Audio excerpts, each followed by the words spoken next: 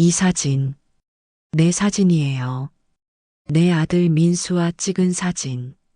순자의 떨리는 손이 36년 전 그 사진을 내밀었다.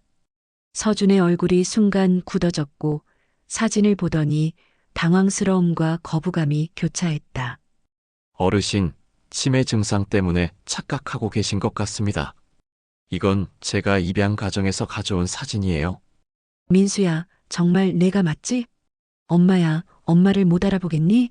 순자가 간절히 손을 내밀었지만 서준은 차갑게 물러섰다. 36년간 그리워했던 재회의 순간이 잔혹한 겁으로 바뀌는 절망적인 순간이었다. 이제 본 사연이 시작됩니다. 여러분의 구독과 좋아요는 사연을 소개하는데 큰 힘이 됩니다. 부산 자갈치 시장 1989년 6월의 어느 무더운 오후였습니다. 생선 비린내와 사람들의 목소리가 뒤섞인 시장 한복판에서 김순자는 5살 아들 민수의 손을 꼭 잡고 있었죠. 시장 곳곳에는 아직도 6월 항쟁의 흔적이 남아 있었고 찢어진 전단지들이 바람에 날리고 있었습니다. 민수야, 엄마 손 놓으면 안 된다. 알겠지? 순자가 아이를 내려다보며 당부했지만 민수는 신기한 것투성이인 시장 구경에만 정신이 팔려 있었습니다.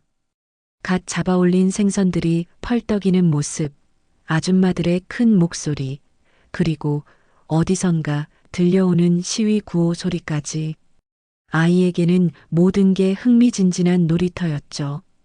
그 순간이었습니다. 갑자기 들려온 데모 행진 소리에 사람들이 몰려들기 시작했고 순자는 순식간에 인파에 휩쓸렸습니다. 손에 잡혔던 민수의 작은 손길이 사라진 것을 깨달은 것은 그로부터 몇 분 후였죠. 민수야, 민수야. 순자의 절규가 시장 전체에 울려 퍼졌습니다. 내 아들 좀 찾아주이소. 5살 먹은 민수 못 봤습니까? 목이 터져라 외쳤지만 시장은 여전히 시끄럽고 혼란스러웠습니다. 사람들은 각자의 일에만 바빴고 데모 소식에 더 관심을 보였죠. 해가 저물도록 찾아다녔지만 민수는 어디에도 없었습니다. 파출소에 신고했지만 당시 혼란스러운 치안 상황 때문에 제대로 된 수색이 이루어지지 않았죠. 그날 밤 순자는 빈집에서 민수의 작은 옷가지들을 끌어안고 오열했습니다. 그로부터 36년이 흘렀습니다. 2025년 현재 76세가 된 순자는 부산의 한 달동네 단칸방에서 혼자 살고 있습니다. 새벽마다 리어카를 끌고 나가 폐지를 주우며 하루하루를 버텨내고 있죠. 손가락은 거칠어졌고 허리는 굽었지만 민수를 기다리는 마음만은 변하지 않았습니다. 매주 일요일 저녁이면 순자는 작은 브라운관 텔레비전 앞에 앉아 가족 찾기 프로그램을 시청합니다. 다른 가족들이 재회하는 모습을 보며 눈물을 훔치죠. 때로는 전화기를 들고 방송국에 연락을 해보기도 했지만 너무 오래된 사건이라며 번번이 거절당했습니다. 민수가 돌아오면 집에 엄마 없으면 안 되잖아요. 동네 이장님이 요양원 입소를 권할 때마다 순자는 이렇게 대답했습니다. 혹시라도 민수가 찾아올까봐 이사도 할 수 없었고 전화번호도 바꿀 수 없었죠.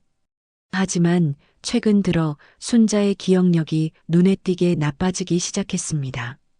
방금 뭘 했는지 기억이 안 나고 길을 잃어버리는 일이 잦아졌죠.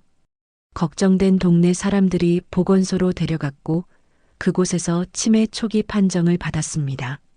환자분 상태로는 혼자 생활하기 어려울 것 같습니다. 의사의 차분한 설명이 순자의 귀에는 마치 사형 선고처럼 들렸죠.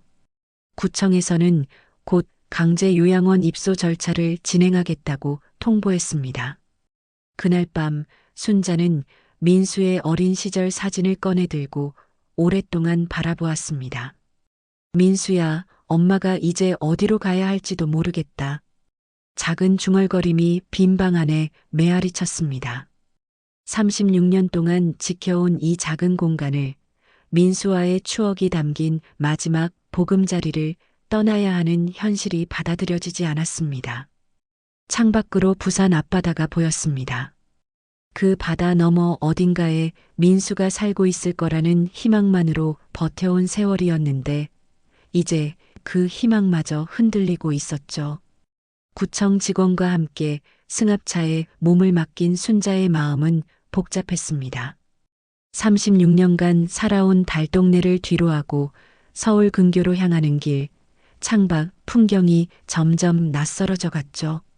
손에는 민수의 어린 시절 사진 한 장과 낡은 지갑만 들려 있었습니다.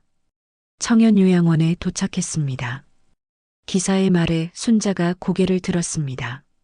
눈앞에 펼쳐진 건물은 상상했던 것과는 완전히 달랐죠. 하얀 외벽에 깔끔한 정원, 그리고 은은한 클래식 음악이 흘러나오는 로비. 마치 고급 호텔 같은 분위기였습니다. 어서 오세요, 김순자 어르신. 입구에서 환한 미소를 지으며 다가온 젊은 여성이 있었습니다. 29살 정도로 보이는 그 여성은 간호조무사 정연이었죠. 저는 정연이라고 해요. 앞으로 어르신을 돌봐드릴 거예요. 정연의 따뜻한 말투와 배려심 넘치는 행동에 순자는 조금씩 경계심을 풀어갔습니다. 방 배정을 받고 짐을 정리하는 동안에도 정연은 곁에서 이런저런 도움을 주었죠. 어르신, 혹시 가족분은 안 계신가요? 정연이 조심스럽게 물었습니다. 순자의 눈가에 슬픔이 스쳤지만 곧 담담하게 대답했죠. 아들이 하나 있긴 한데 어릴 때 잃어버렸어요. 벌써 36년이나 됐네요. 순자의 목소리에 깃든 그리움을 느낀 정연은 자신의 이야기를 꺼냈습니다. 저도 엄마를 일찍 잃었어요. 그래서인지 어르신들을 보면 더 챙겨드리고 싶어져요. 정연의 눈에도 아련한 슬픔이 스쳤습니다. 엄마가 돌아가시기 전에 항상 말씀하셨거든요. 세상에 혼자인 사람은 없다고, 누군가는 반드시 기다리고 있다고요. 그 말에 순자의 마음이 조금씩 열리기 시작했습니다. 오랜만에 누군가와 진솔한 대화를 나누는 기분이었죠. 정연은 순자에게 요양원의 시설들을 안내해 주었습니다. 깔끔한 식당, 넓은 물리치료실, 그리고 아늑한 휴게실까지 모든 게 예상보다 훨씬 좋았습니다. 점심시간이 되자 정연은 순자를 식당으로 안내했습니다. 그곳에서 한 남자가 다가왔죠. 40대 중반으로 보이는 그는 단정한 정장 차림에 온화한 미소를 띠고 있었습니다. 안녕하세요, 김순자 어르신. 저는 이곳 원장 서준입니다. 그의 정중한 인사에 순자는 고개를 끄덕였습니다. 서준은 순자의 손을 부드럽게 잡으며 말을 이었죠. 여기서 편안하게 지내셨으면 좋겠습니다. 혹시 불편한 것이 있으면 언제든 말씀해 주세요. 그의 말투에는 진심이 담겨 있었고 순자는 마음이 놓였습니다. 하지만 이상했습니다. 서준과 마주쳤을 때 어딘지 모르게 익숙한 느낌이 들었죠. 그의 눈매나 말투에서 묘한 기시감을 느꼈지만 정확히 뭔지는 알 수 없었습니다. 식사를 마치고 복도를 걷다가 순자는 벽에 걸린 액자 하나를 발견했습니다. 청년요양원 개원 20주년 기념 마이너스 원장 서민수라고 적힌 사진이었죠. 사진 속 서준의 모습을 보며 순자는 가슴이 두근거렸습니다. 민수, 설마. 순자의 입에서 작은 중얼거림이 흘러나왔지만 곧 고개를 저었습니다. 그럴 리 없다고, 단순한 우연일 뿐이라고 자신을 달랬죠. 그날 저녁 정연이 순자의 방에 찾아왔습니다. 어르신, 첫날 어떠셨어요? 적응하기 어렵지 않으셨죠? 정연의 관심에 순자는 고마움을 느꼈습니다. 여기 원장 선생님, 원래 이름이 민수였나 봐요? 순자가 조심스럽게 물었습니다. 정연은 잠시 멈칫하더니 대답했죠. 아, 그걸 어떻게 아셨어요? 네, 맞아요. 어릴 때 입양되셔서 성이 바뀌었다고 들었어요. 정연의 말에 순자의 심장이 빠르게 뛰기 시작했습니다. 그날 밤 순자는 잠을 이룰 수 없었습니다. 36년 전 잃어버린 아들의 이름과 요양원 원장의 이름이 같다는 사실, 그리고 그와 마주쳤을 때 느꼈던 묘한 친밀감. 모든 것이 우연의 일치일까요? 아니면 정말로 운명의 장난일까요? 창밖으로 보이는 달빛 아래에서 순자는 민수의 사진을 꺼내 들었습니다. 민수야, 정말 내가 맞니? 엄마가 드디어 널 찾은 거니?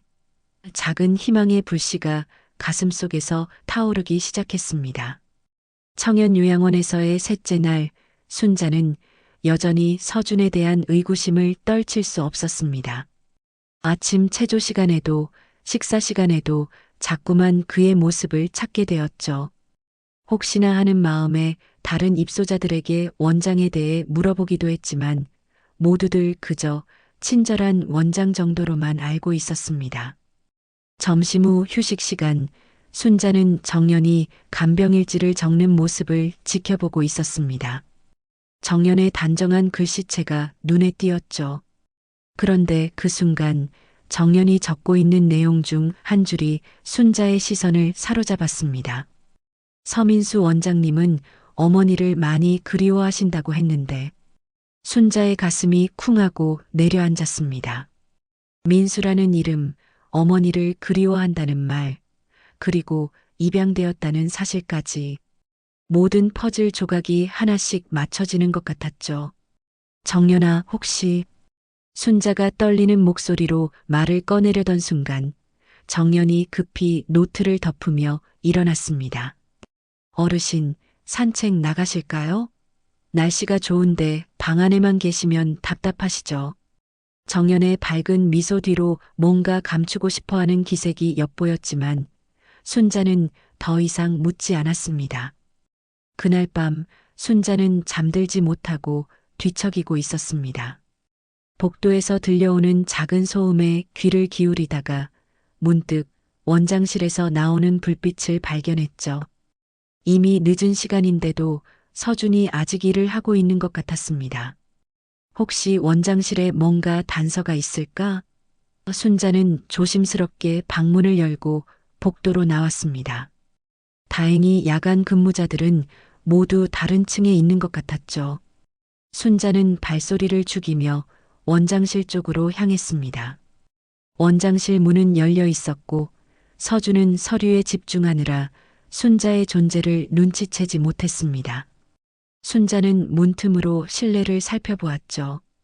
깔끔하게 정리된 책상, 벽에 걸린 각종 자격증들, 그리고 한쪽 구석에 놓인 작은 서랍장이 눈에 띄었습니다. 서준이 잠시 자리를 비운 사이 순자는 재빨리 원장실 안으로 들어갔습니다. 심장이 터질 것처럼 뛰었지만 진실을 알고 싶은 마음이 더 컸죠. 서랍장으로 다가가니 맨 아래 서랍에 작은 자물쇠가 채워져 있었습니다. 왜 이 서랍만 잠가뒀을까? 순자는 주변을 둘러보다가 책상 위에서 작은 열쇠를 발견했습니다. 혹시나 하는 마음에 자물쇠에 맞춰보니 딸깍 소리와 함께 열렸죠. 서랍 안에는 몇 장의 서류와 함께 낡은 사진 한 장이 들어 있었습니다. 순자가 그 사진을 집어들었을 때 세상이 멈춘 것 같았죠. 사진 속에는 젊은 시절의 자신과 5살 민수가 함께 웃고 있는 모습이 담겨 있었습니다. 이게 어떻게... 순자의 손이 덜덜 떨렸습니다. 36년 전 잃어버렸던 그 사진, 민수가 가장 좋아했던 사진이 여기에 있었던 것입니다. 사진 뒷면에는 엄마와 민수, 1984년 부산이라고 적혀 있었죠. 그 순간 복도에서 발소리가 들려왔습니다. 순자는 급하게 사진을 품에 감추고 서랍을 닫으려 했지만 너무 당황한 나머지 서류들을 바닥에 떨어뜨리고 말았습니다. 누구세요? 서준의 목소리가 들려왔고 순자는 꼼짝할 수 없었습니다. 서준이 원장실로 들어와 순자를 발견했을 때 그의 표정은 순간 굳어졌죠. 어르신, 여기서 뭐하고 계신 겁니까? 서준의 목소리에는 당황스러움과 함께 약간의 경계심이 섞여 있었습니다. 순자는 떨리는 손으로 사진을 내밀었죠. 이 사진, 내 사진이에요. 내 아들 민수와 찍은 사진. 순자의 목소리는 간절함으로 떨리고 있었습니다. 서준은 사진을 보더니 잠시 말을 잃었습니다. 그의 눈에는 복잡한 감정들이 교차했죠. 당황스러움, 혼란, 그리고 뭔가를 인정하고 싶지 않다는 듯한 거부감까지. 어르신, 치매 증상 때문에 착각하고 계신 것 같습니다. 이건 제가 입양 가정에서 가져온 사진이에요. 서준의 말은 차갑고 단호했습니다. 하지만 순자는 포기할 수 없었죠. 민수야, 정말 내가 맞지? 엄마야, 엄마를 못 알아보겠니? 순자가 서준의 손을 잡으려 하자 서준은 한 걸음 뒤로 물러섰습니다. 죄송하지만 어르신께서는 착각하고 계십니다. 지금 당장 방으로 돌아가세요. 서준의 목소리는 점점 더 경직되어 갔습니다. 그때 복도에서 정연이 나타났습니다. 소란 소리를 듣고 온 것 같았죠. 어르신, 왜 이런 곳에 계세요? 밤에 돌아다니시면 위험해요. 정연아, 이 사진을 봐. 내가 말한 민수가 맞아. 순자가 사진을 보여주려 했지만 서준이 재빨리 사진을 가로챘습니다. 정연 씨, 어르신을 방으로 모셔다 드리세요. 그리고 앞으로는 이런 일이 없도록 주의해 주시기 바랍니다. 서준의 차가운 명령에 정연은 고개를 끄덕이며 순자를 부축했습니다. 방으로 돌아가는 길, 순자는 정연에게 간절히 말했습니다. 정연아, 내가 봤지? 그 사진 말이야. 정말 내 아들이 맞는 것 같아. 하지만 정연은 고개를 저으며 대답했습니다. 어르신, 너무 민수님을 그리워하시다 보니 그런 생각이 드시는 거예요. 원장님은 다른 분이세요. 그날 밤 순자는 한잠도 이루지 못했습니다. 분명히 본 사진, 틀림없는 증거였는데 아무도 믿어주지 않았죠. 더 충격적인 것은 다음 날 아침이었습니다. 다음 날 아침, 순자는 식당에서 아침 식사를 하고 있었습니다. 어젯밤 일로 인해 서준과 마주치는 것이 어색했지만 그는 평소와 다름없이 다른 입소자들에게 인사를 건네고 있었죠. 마치 어젯밤 일은 아무것도 아니었다는 듯이 말입니다. 점심 후 휴식 시간, 정연이 조용히 순자에게 다가왔습니다. 주변을 살핀 후 작은 목소리로 말했죠. 어르신, 잠깐 제 방으로 오실 수 있을까요? 드릴 말씀이 있어요.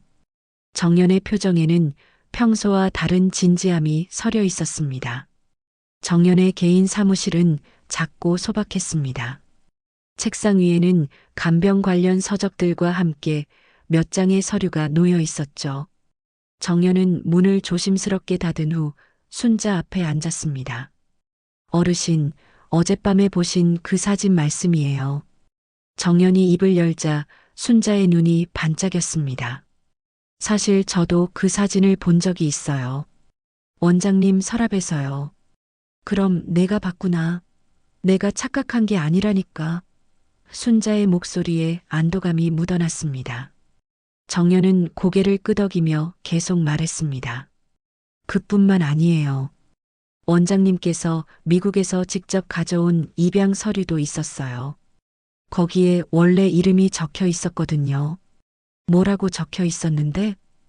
순자가 숨을 죽이며 물었습니다. 김민수, 1984년생, 부산 출생. 정연의 말에 순자의 온몸이 떨리기 시작했습니다. 입양 당시 나이가 5살이었다고 되어 있었어요. 순자는 잠시 말을 잃었습니다. 모든 것이 일치했죠. 이름도, 나이도, 출생지도. 하지만 여전히 의문이 남았습니다. 그런데 어떻게 입양을 갔을까? 나는 아이를 잃어버린 거라고 생각했는데 순자가 중얼거리자 정연이 더 충격적인 이야기를 꺼냈습니다. 어르신, 혹시 남편분은 어떻게 되셨어요? 정연의 조심스러운 질문에 순자의 얼굴이 어두워졌습니다. 민수 아버지는 그 당시 사업이 망해서 빚에 시달리고 있었어요. 민수가 없어진 다음 날부터 집에 안 들어오더니 결국 그대로 나가버렸죠. 2년 뒤에 한강에서 순자의 목소리가 떨렸습니다. 정연은 잠시 망설이다가 입을 열었습니다. 어르신, 제가 조사해 본 바로는 입양 서류에 아버지의 서명이 있었어요. 어머니 모르게 진행된 것 같았어요. 순자의 얼굴이 하얗게 질렸습니다. 그럼 민수를 시장에서 잃어버린 게 아니라, 네, 아마도 아버지께서 먼저 보육원에 맡기신 것 같아요. 그리고 입양 절차를 진행하신 것 같고요. 정연의 말에 순자는 주저앉을 뻔했습니다. 36년간 자신을 괴롭혀온 죄책감이 한순간에 분노로 바뀌었습니다. 자신이 아이를 제대로 지키지 못했다고, 손을 놓쳤다고 자책해온 세월이 모두 헛된 것이었죠. 그 사람이 내가 모르게 민수를. 순자의 목소리는 분노와 슬픔이 뒤섞여 있었습니다. 정연이 순자의 손을 잡으며 위로했습니다. 어르신, 이제라도 아시게 된 거잖아요. 그리고 민수님을 찾으신 거고요. 그런데 왜 민수는 나를 못 알아보는 척하는 거지? 분명히 사진을 보고도. 순자가 의문을 표하자 정연이 한숨을 쉬며 대답했습니다. 원장님은 어릴 때부터 어머니에게 버림받았다고 생각하고 자라셨대요. 입양 가정에서도 그렇게 들으셨고요. 아버지가 혼자 데려온 거라는 걸 모르셨던 것 같아요. 순자의 마음은 복잡했습니다. 기쁨과 슬픔, 분노와 그리움이 한꺼번에 몰려왔죠. 36년 만에 아들을 찾았지만 그 아들은 자신을 버린 어머니라고 생각하고 있었던 것입니다. 그럼 내가 어떻게 해야 하지? 어떻게 하면 민수가 진실을 알 수 있을까? 순자가 간절하게 물었습니다. 정연은 잠시 생각하더니 말했습니다. 원장님께 직접 말씀드리는 건 어려울 것 같아요. 지금 상황에서는 더욱 경계하실 거고요. 차근차근 증거를 모아서 설득하는 수밖에 없을 것 같아요. 증거라면? 순자가 물었습니다. 입양 서류, 그 당시 신문 기사 아니면 민수님을 아시는 다른 분들의 증언이라도요. 정연이 대답했습니다. 그때 갑자기 문 밖에서 발소리가 들렸습니다. 정연이 재빨리 순자에게 손짓하며 조용히 하라고 했죠. 발소리는 점점 가까워지다가 다른 방향으로 사라졌습니다. 어르신, 우선은 아무에게도 이 얘기를 하시면 안 돼요. 특히 원장님께는 더욱 그러시고요. 정연이 당부했습니다. 왜 그래야 하는데? 순자가 이해할 수 없다는 표정으로 물었습니다.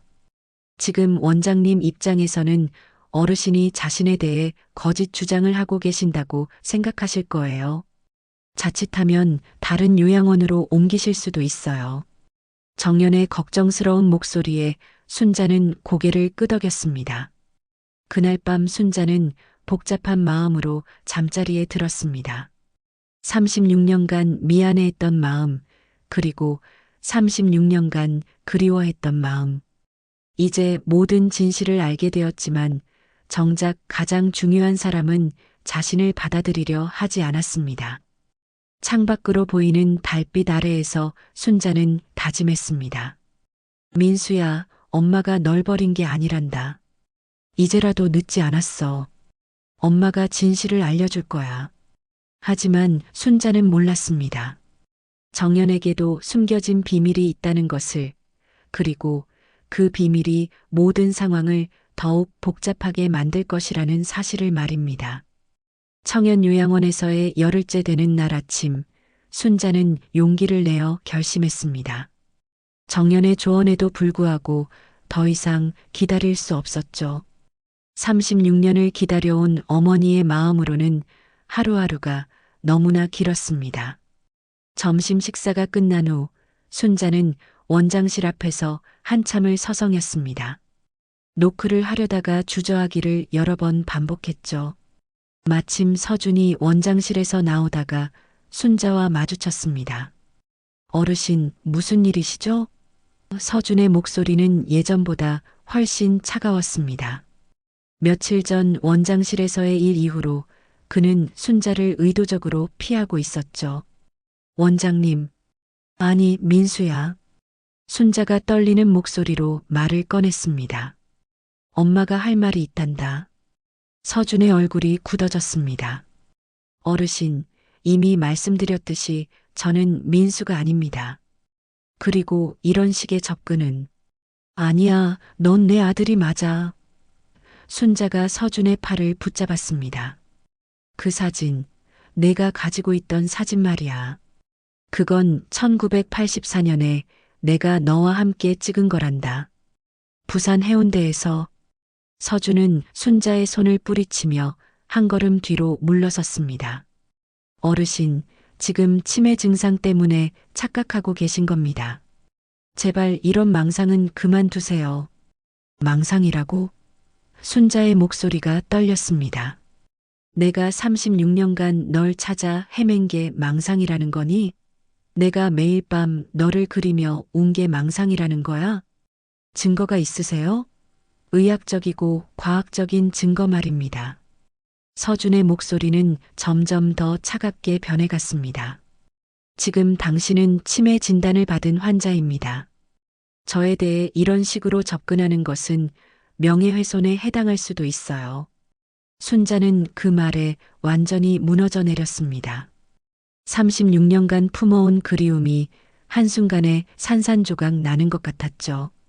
민수야, 정말 엄마를 못 알아보겠니? 저는 서준입니다. 김민수가 아니에요.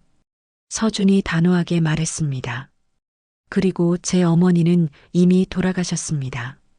미국에 계시던 양어머니가 제 진짜 어머니였어요. 그 말에 순자의 다리에 힘이 빠졌습니다. 복도 벽에 기대어 겨우 몸을 지탱했죠. 그럼 나는 뭐가 되는 거니? 그때 정연이 나타났습니다. 소란 소리를 듣고 달려온 것 같았죠. 어르신, 괜찮으세요? 무슨 일이세요? 정연 씨, 어르신을 방으로 모시고 가세요. 그리고 앞으로는 저에게 이런 식으로 접근하지 못하도록 주의해 주시기 바랍니다. 서준의 차가운 명령에 정연은 당황스러워했습니다. 원장님, 그러시지 마세요. 어르신께서는. 정연이 변호하려 했지만 서준이 손으로 제지했습니다. 더 이상 이런 일이 반복되면 다른 요양원으로 전원을 고려해야겠습니다. 서준의 말에 순자와 정연은 모두 충격을 받았습니다. 그날 저녁 순자는 식당에서도 아무것도 먹지 못했습니다. 다른 입소자들의 시선이 모두 자신을 향하고 있는 것 같았죠. 어디선가 수군거리는 소리도 들렸습니다. 저 할머니가 원장님을 아들이라고 우기신다면서? 치매 때문에 그런 거래요. 불쌍해라. 원장님도 참 곤란하시겠네요. 정연이 순자 곁에 앉으며 위로했습니다. 어르신, 너무 상심하지 마세요. 방법을 다시 생각해봐요. 정연아, 내 말이 맞았어. 순자가 힘없는 목소리로 말했습니다. 너무 성급했나 봐. 하지만 어떻게 하지? 내 아들이 나를 이렇게 거부하는데 그만 알아보는 게 어떨까요? 정연의 말에 순자는 깜짝 놀랐습니다. 어르신도 너무 힘드시고 원장님도 스트레스 받으시는 것 같아요. 순자는 정연을 바라보았습니다. 지금까지 자신을 가장 많이 도와준 사람이 이제는 포기하라고 말하고 있었죠. 너마저 그런 말을 하는 거니? 어르신, 현실을 받아들이셔야 해요. 설사 정말로 원장님이 민수님이라 해도 원장님이 받아들이지 않으시면 어쩔 수 없잖아요. 정연의 말에는 피로감이 묻어 있었습니다. 그때 더 큰 충격이 기다리고 있었습니다. 다음 날 아침 신문에 작은 기사 하나가 실렸죠. 치매 노인의 망상극, 요양원장을 아들이라 주장이라는 자극적인 제목의 기사였습니다. 기사 내용은 순자의 이야기를 완전히 왜곡해서 보도했습니다. 마치 순자가 정신적으로 문제가 있는 사람처럼, 그리고 서준을 괴롭히는 민폐 환자처럼 묘사했죠. 어떻게 이런 기사가. 순자가 신문을 떨어뜨리자 정연이 재빨리 주워들었습니다. 누군가 기자에게 제보한 것 같네요. 정연의 목소리에는 당황스러움이 섞여 있었습니다. 이러면 더 어려워질 것 같아요. 오후에 서준이 순자를 찾아왔습니다. 그의 얼굴에는 분노가 가득했죠. 어르신, 이게 뭔가요? 서준이 신문을 내밀었습니다. 나는 기자한테 아무 말도 안 했는데. 순자가 당황하며 대답했습니다. 이 일로 요양원 이미지에 큰 타격을 입었습니다. 다른 가족들에게서 항해 전화도 왔고요. 서준의 목소리는 차갑고 단호했습니다. 더 이상은 참을 수 없습니다. 그럼 어떻게 하겠다는 거니? 순자가 떨리는 목소리로 물었습니다. 내일 다른 요양원으로 전원 수속을 밟겠습니다. 이미 자리도 알아봤어요. 서준의 선언에 순자의 세상이 무너져 내렸습니다. 민수야, 제발. 순자가 마지막으로 애원했지만 서준은 돌아서며 차갑게 말했습니다. 제 이름은 서준입니다. 그리고 저는 당신의 아들이 아닙니다. 그날 밤 순자는 한잠도 잘 수 없었습니다. 36년 만에 찾은 아들에게서 두 번째 버림을 받는 기분이었죠. 첫 번째는 5살 때 시장에서, 두 번째는 지금 이 요양원에서. 운명은 참으로 잔혹했습니다. 전원을 하루 앞둔 밤, 순자는 짐을 꾸리고 있었습니다. 36년간 소중히 간직해온 민수의 어린 시절 사진들과 낡은 옷가지들이 전부였죠. 마음은 무너져 내렸지만 그래도 아들을 찾았다는 사실만으로도 위안을 삼으려 했습니다. 그때 정연이 방문을 두드렸습니다. 어르신, 들어가도 될까요? 정연의 목소리에는 평소와 다른 긴장감이 섞여 있었습니다. 들어와, 정연아. 순자가 힘없이 대답했습니다. 너도 이제 나 못 볼 거구나. 그동안 고마웠어. 정연은 방문을 조심스럽게 닫은 후 순자 앞에 무릎을 꿇고 앉았습니다. 그리고 떨리는 목소리로 말하기 시작했죠. 어르신, 제가 고백할 게 있어요. 처음부터 거짓말을 해왔어요. 정연의 눈에 눈물이 고였습니다. 순자는 고개를 들어 정연을 바라보았습니다. 무슨 말이니? 저 원장님의 동생이에요. 이복 여동생. 정연의 고백에 순자는 깜짝 놀랐습니다. 정확히는 같은 아버지를 둔. 순자의 온몸이 떨리기 시작했습니다. 그럼 너도 민수와. 네, 맞아요. 서준 오빠와 저는 남매예요. 하지만 오빠는 이 사실을 몰라요. 정연이 눈물을 훔치며 계속 말했습니다. 저희 아버지는 두 가정을 동시에 꾸리고 있었어요. 순자는 말을 잃었습니다.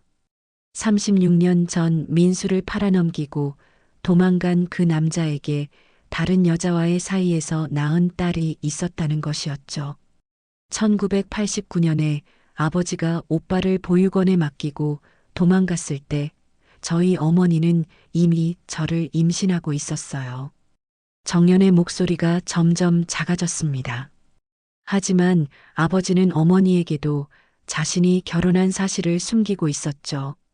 순자의 가슴이 미어졌습니다. 그럼 내 어머니도.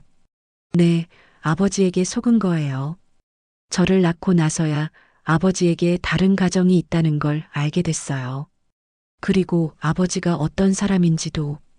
정연이 주먹을 꽉 쥐며 말했습니다. 어머니는 아버지를 찾아다녔어요. 자신과 아이에 대한 책임을 지라고요. 하지만 아버지는 이미 한강에서 1991년에 변사체로 발견됐다는 소식을 듣게 됐죠. 순자는 머리가 어지러웠습니다. 자신이 증오했던 그 남자가 다른 여자와 아이까지 만들어 놓고도 모든 걸 버리고 도망갔다는 사실이 믿어지지 않았습니다. 어머니는 그 충격으로 저를 낳고 3년 뒤에 스스로 목숨을 끊으셨어요. 정연의 말에 순자는 가슴이 찢어지는 것 같았습니다. 어머니가 돌아가시기 전에 항상 말씀하셨어요. 아버지에게는 다른 아들이 하나 더 있다고, 그 아이도 똑같이 버림받았을 거라고. 그래서 내가 찾아온 거구나. 순자가 떠올렸습니다. 민수를 찾기 위해서. 정연이 고개를 끄덕였습니다. 어머니의 유품 중에 아버지가 남긴 메모가 있었어요. 거기에 오빠의 원래 이름과 입양 보육원 이름이 적혀 있었거든요. 저는 성인이 되고 나서 오빠를 찾기 시작했어요. 그리고 찾아낸 게 서준이었던 거고. 순자가 중얼거렸습니다. 네, 5년 전에 찾았어요. 하지만 바로 다가갈 수는 없었어요. 오빠는 성공한 요양원 원장이었고 저는 복수를 원했거든요. 정연의 목소리에 원망이 섞였습니다. 순자는 정연을 바라보았습니다. 복수라니? 아버지 때문에 제 인생이 망가졌다고 생각했어요. 어머니도 잃고 혼자서 고생하며 자라야 했고, 그런데 아버지의 다른 아들은 미국에서 좋은 교육받고 성공해서 살고 있더라고요. 정연의 눈에 분노가 섞였습니다. 그래서 요양보호사 자격을 따고 이 요양원에 취직했어요. 오빠의 과거를 파헤쳐서 세상에 알리려고 했죠. 그가 버림받은 아이라는 것을, 그리고 입양하라는 것을 폭로하려고 했어요. 순자는 이해할 수 없었습니다. 그런데 왜 나를 도와준 거니? 처음에는 어르신도 이용하려고 했어요. 어르신의 이야기가 진짜라면 더 큰 스캔들이 될 수 있으니까요. 정연이 고개를 숙였습니다. 하지만 어르신과 지내면서 마음이 바뀌었어요. 어르신이 36년간 오빠를 찾으며 겪으신 고통을 보니까, 그리고 오빠도 사실은 저처럼 상처받은 사람이라는 걸 깨달았어요. 정연의 눈물이 뺨을 타고 흘렀습니다. 어머니를 버린 사람은 아버지였지 오빠가 아니었거든요. 오빠도 저처럼 아버지의 피해자였던 거예요.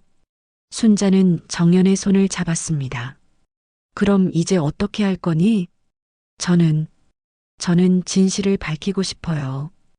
오빠가 어르신을 받아들일 수 있도록 도울 거예요. 정연의 목소리에 결의가 담겼습니다.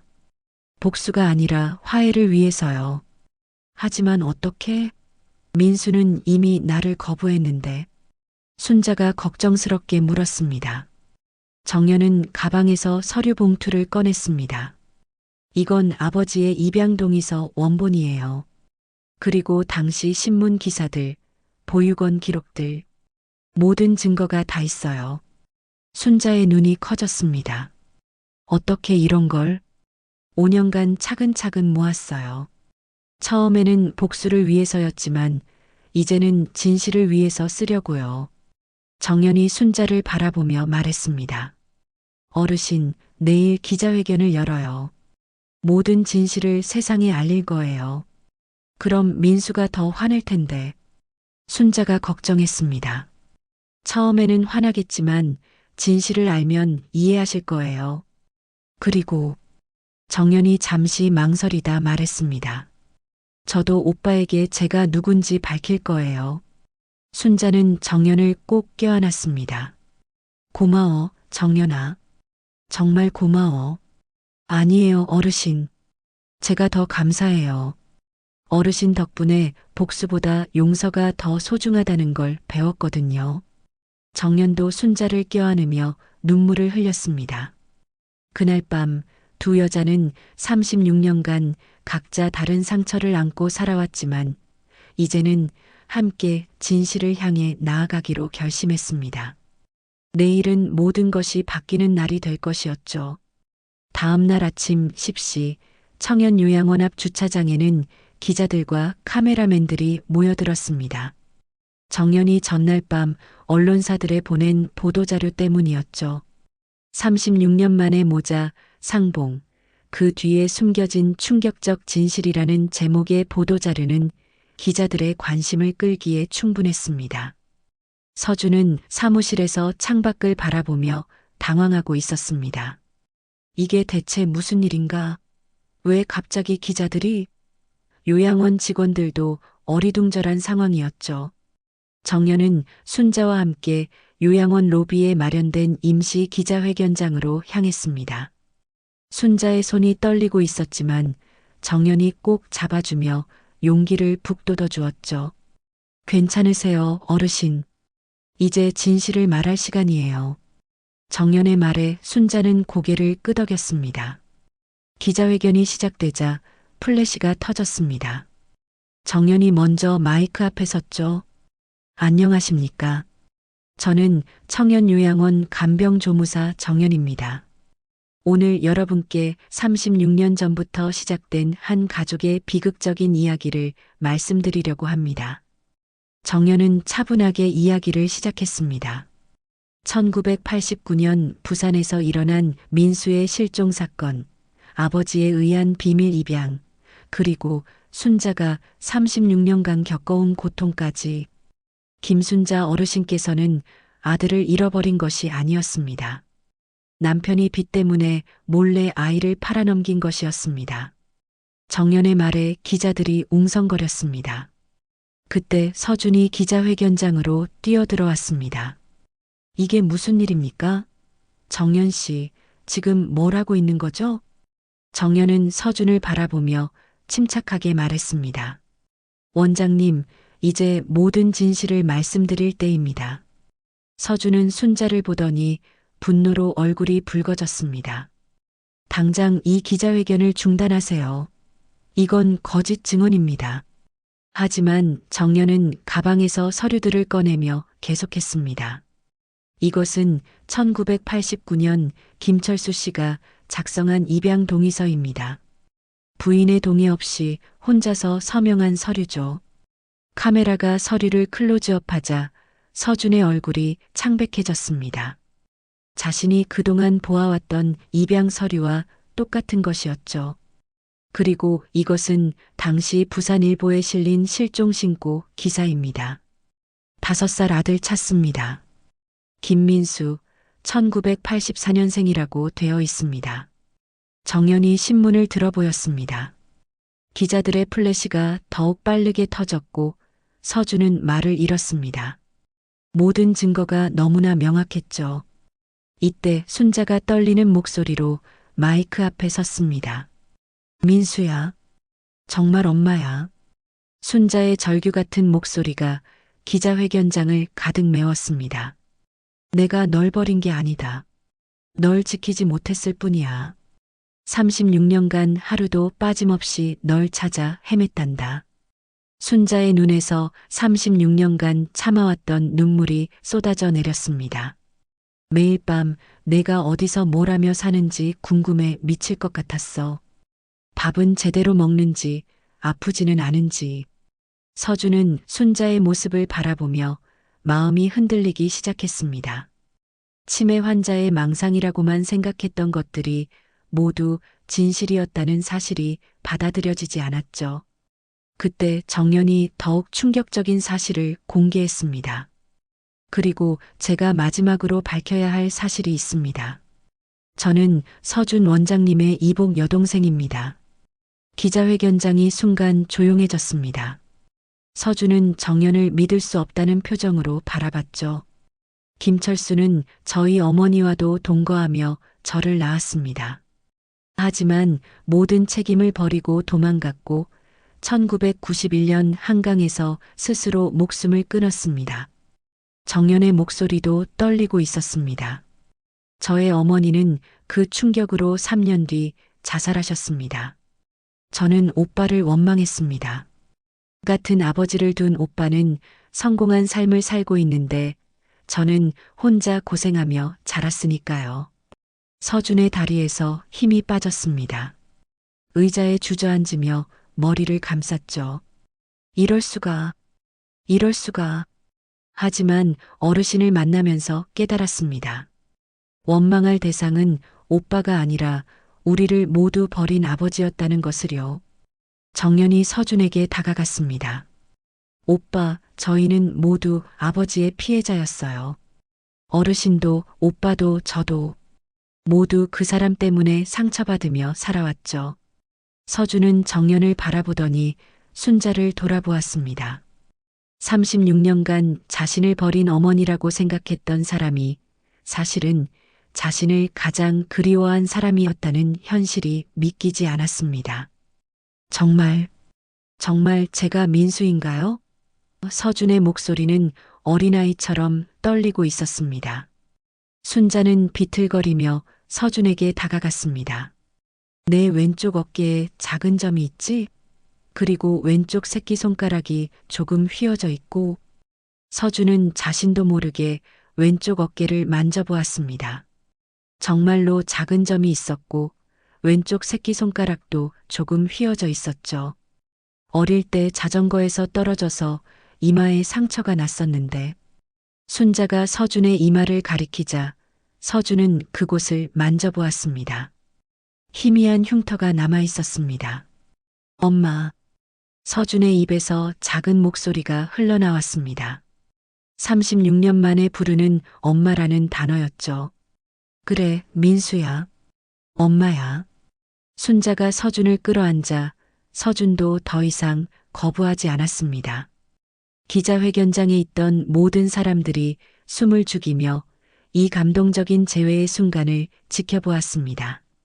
36년간의 긴 이별이 드디어 끝나는 순간이었죠. 서준은 순자의 품에서 어린아이처럼 울었습니다. 엄마, 미안해요. 몰라봐서 미안해요. 괜찮다, 민수야. 이제 다 괜찮아. 순자도 아들을 꼭 안으며 눈물을 흘렸습니다. 그 순간 정연도 두 사람을 바라보며 눈물을 흘렸습니다. 복수를 위해 시작했던 일이 이렇게 아름다운 화해로 끝날 줄은 몰랐죠. 기자회견이 끝난 지 1년이 흘렀습니다. 그날의 감동적인 재회 영상은 전국을 울렸고 많은 사람들이 가족의 소중함을 다시 한번 깨닫게 해주었죠. 하지만 진짜 변화는 그 이후부터 시작되었습니다. 서준은 기자회견 다음 날 청년요양원 원장직에서 물러났습니다. 그리고 자신의 전 재산을 털어 희망나눔복지재단을 설립했죠. 입양아들과 가족을 잃은 사람들을 위한 재단이었습니다. 내가 받은 상처를 다른 사람들은 받지 않았으면 좋겠어요. 서준이 재단 설립 기자회견에서 한 말이었습니다. 그리고 나처럼 가족을 그리워하는 사람들이 더 빨리 만날 수 있도록 돕고 싶습니다. 순자는 더 이상 요양원에 있지 않았습니다. 서준이 서울 근교에 마련한 작은 집에서 정연과 함께 살고 있었죠. 치매 증상은 여전했지만 아들을 찾은 기쁨 때문인지 많이 호전되었습니다. 민수야, 오늘도 일찍 나가니? 순자가 정장 차림의 서준을 바라보며 말했습니다. 이제 서준은 자연스럽게 민수라는 이름으로 불려도 거부감이 없었습니다. 네, 엄마. 오늘 새로운 가족 찾기 프로그램 회의가 있어요. 서준이 순자의 이마에 가볍게 키스하며 대답했습니다. 저녁에는 일찍 돌아올게요. 정연은 간병사 일을 그만두고 재단에서 일하고 있었습니다. 가족 상담사 자격을 취득해서 입양 가정과 생부모들 사이의 중재 역할을 맡고 있었죠. 오빠, 오늘 상담받으러 오시는 분은 20년 전에 딸을 입양 보낸 아버지세요. 정연이 서류를 정리하며 말했습니다. 딸은 이제 성인이 되어서 생부모를 찾고 있대요. 그래, 우리 경우와 비슷하네. 서준이 미소 지으며 대답했습니다. 잘 도와드리자. 재단은 설립 1년 만에 47건의 가족 재회를 성사시켰습니다. 순자와 서준의 이야기가 알려지면서 많은 사람들이 용기를 내어 가족 찾기에 나섰기 때문이었죠. 어느 화창한 봄날 오후 순자는 집 앞 작은 정원에서 꽃을 가꾸고 있었습니다.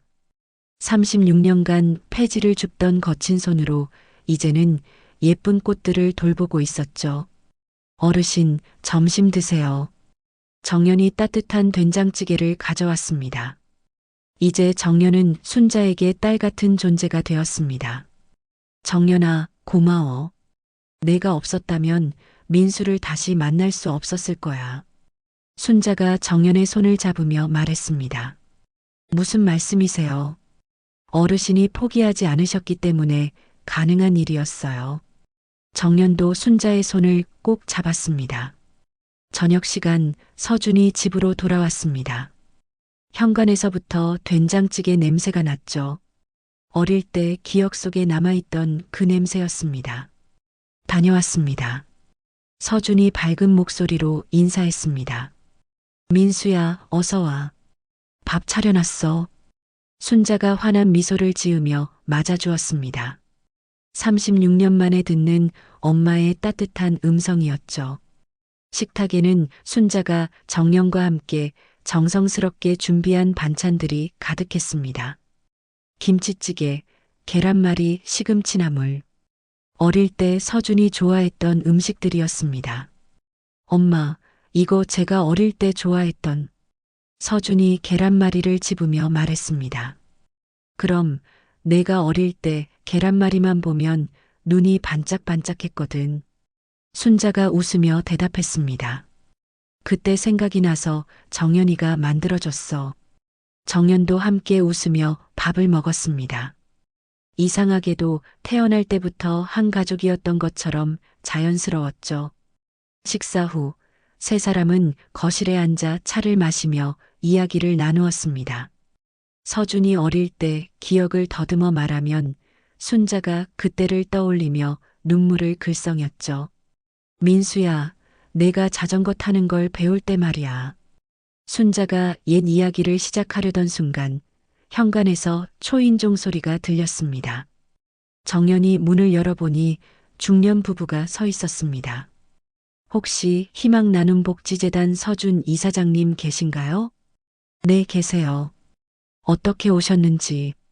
정연이 물으려던 순간 그들이 대답했습니다. 저희도 아들을 찾고 있어요. 뉴스에서 이사장님 이야기를 보고 혹시나 해서 찾아왔습니다. 서준이 현관으로 나와 그들을 맞이했습니다.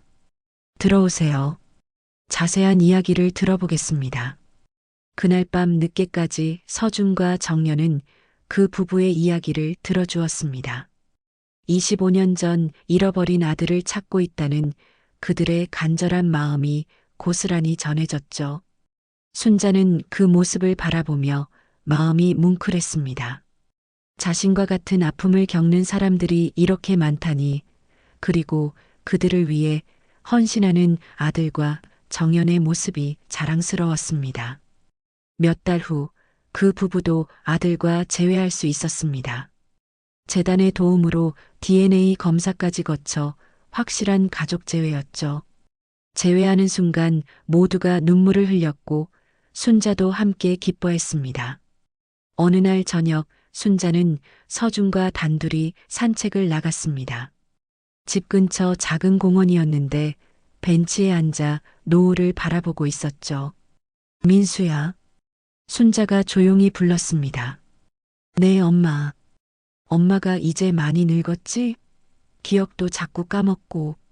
순자의 목소리에 아쉬움이 묻어났습니다. 괜찮아요, 엄마. 제가 기억할게요. 엄마와 함께한 모든 순간들을요. 서준이 순자의 손을 잡으며 말했습니다. 그때도 지금도 나는 단 하루도 널 잊은 적 없단다. 순자가 서준을 바라보며 말했습니다. 36년간 기다린 보람이 있어. 이렇게 훌륭한 아들로 자라줘서 고마워. 엄마, 저야말로 고맙습니다. 절 포기하지 않고 찾아주셔서. 서준도 순자를 바라보며 말했습니다. 해가 저물고 있었습니다. 36년의 긴 이별 끝에 만난 모자는 조용히 노을을 바라보며 행복한 시간을 보내고 있었죠. 이제는 더 이상 이별할 일이 없다는 것을, 매일 아침 서로의 얼굴을 볼 수 있다는 것이 너무나 소중했습니다. 집으로 돌아가는 길, 순자가 마지막으로 중얼거렸습니다.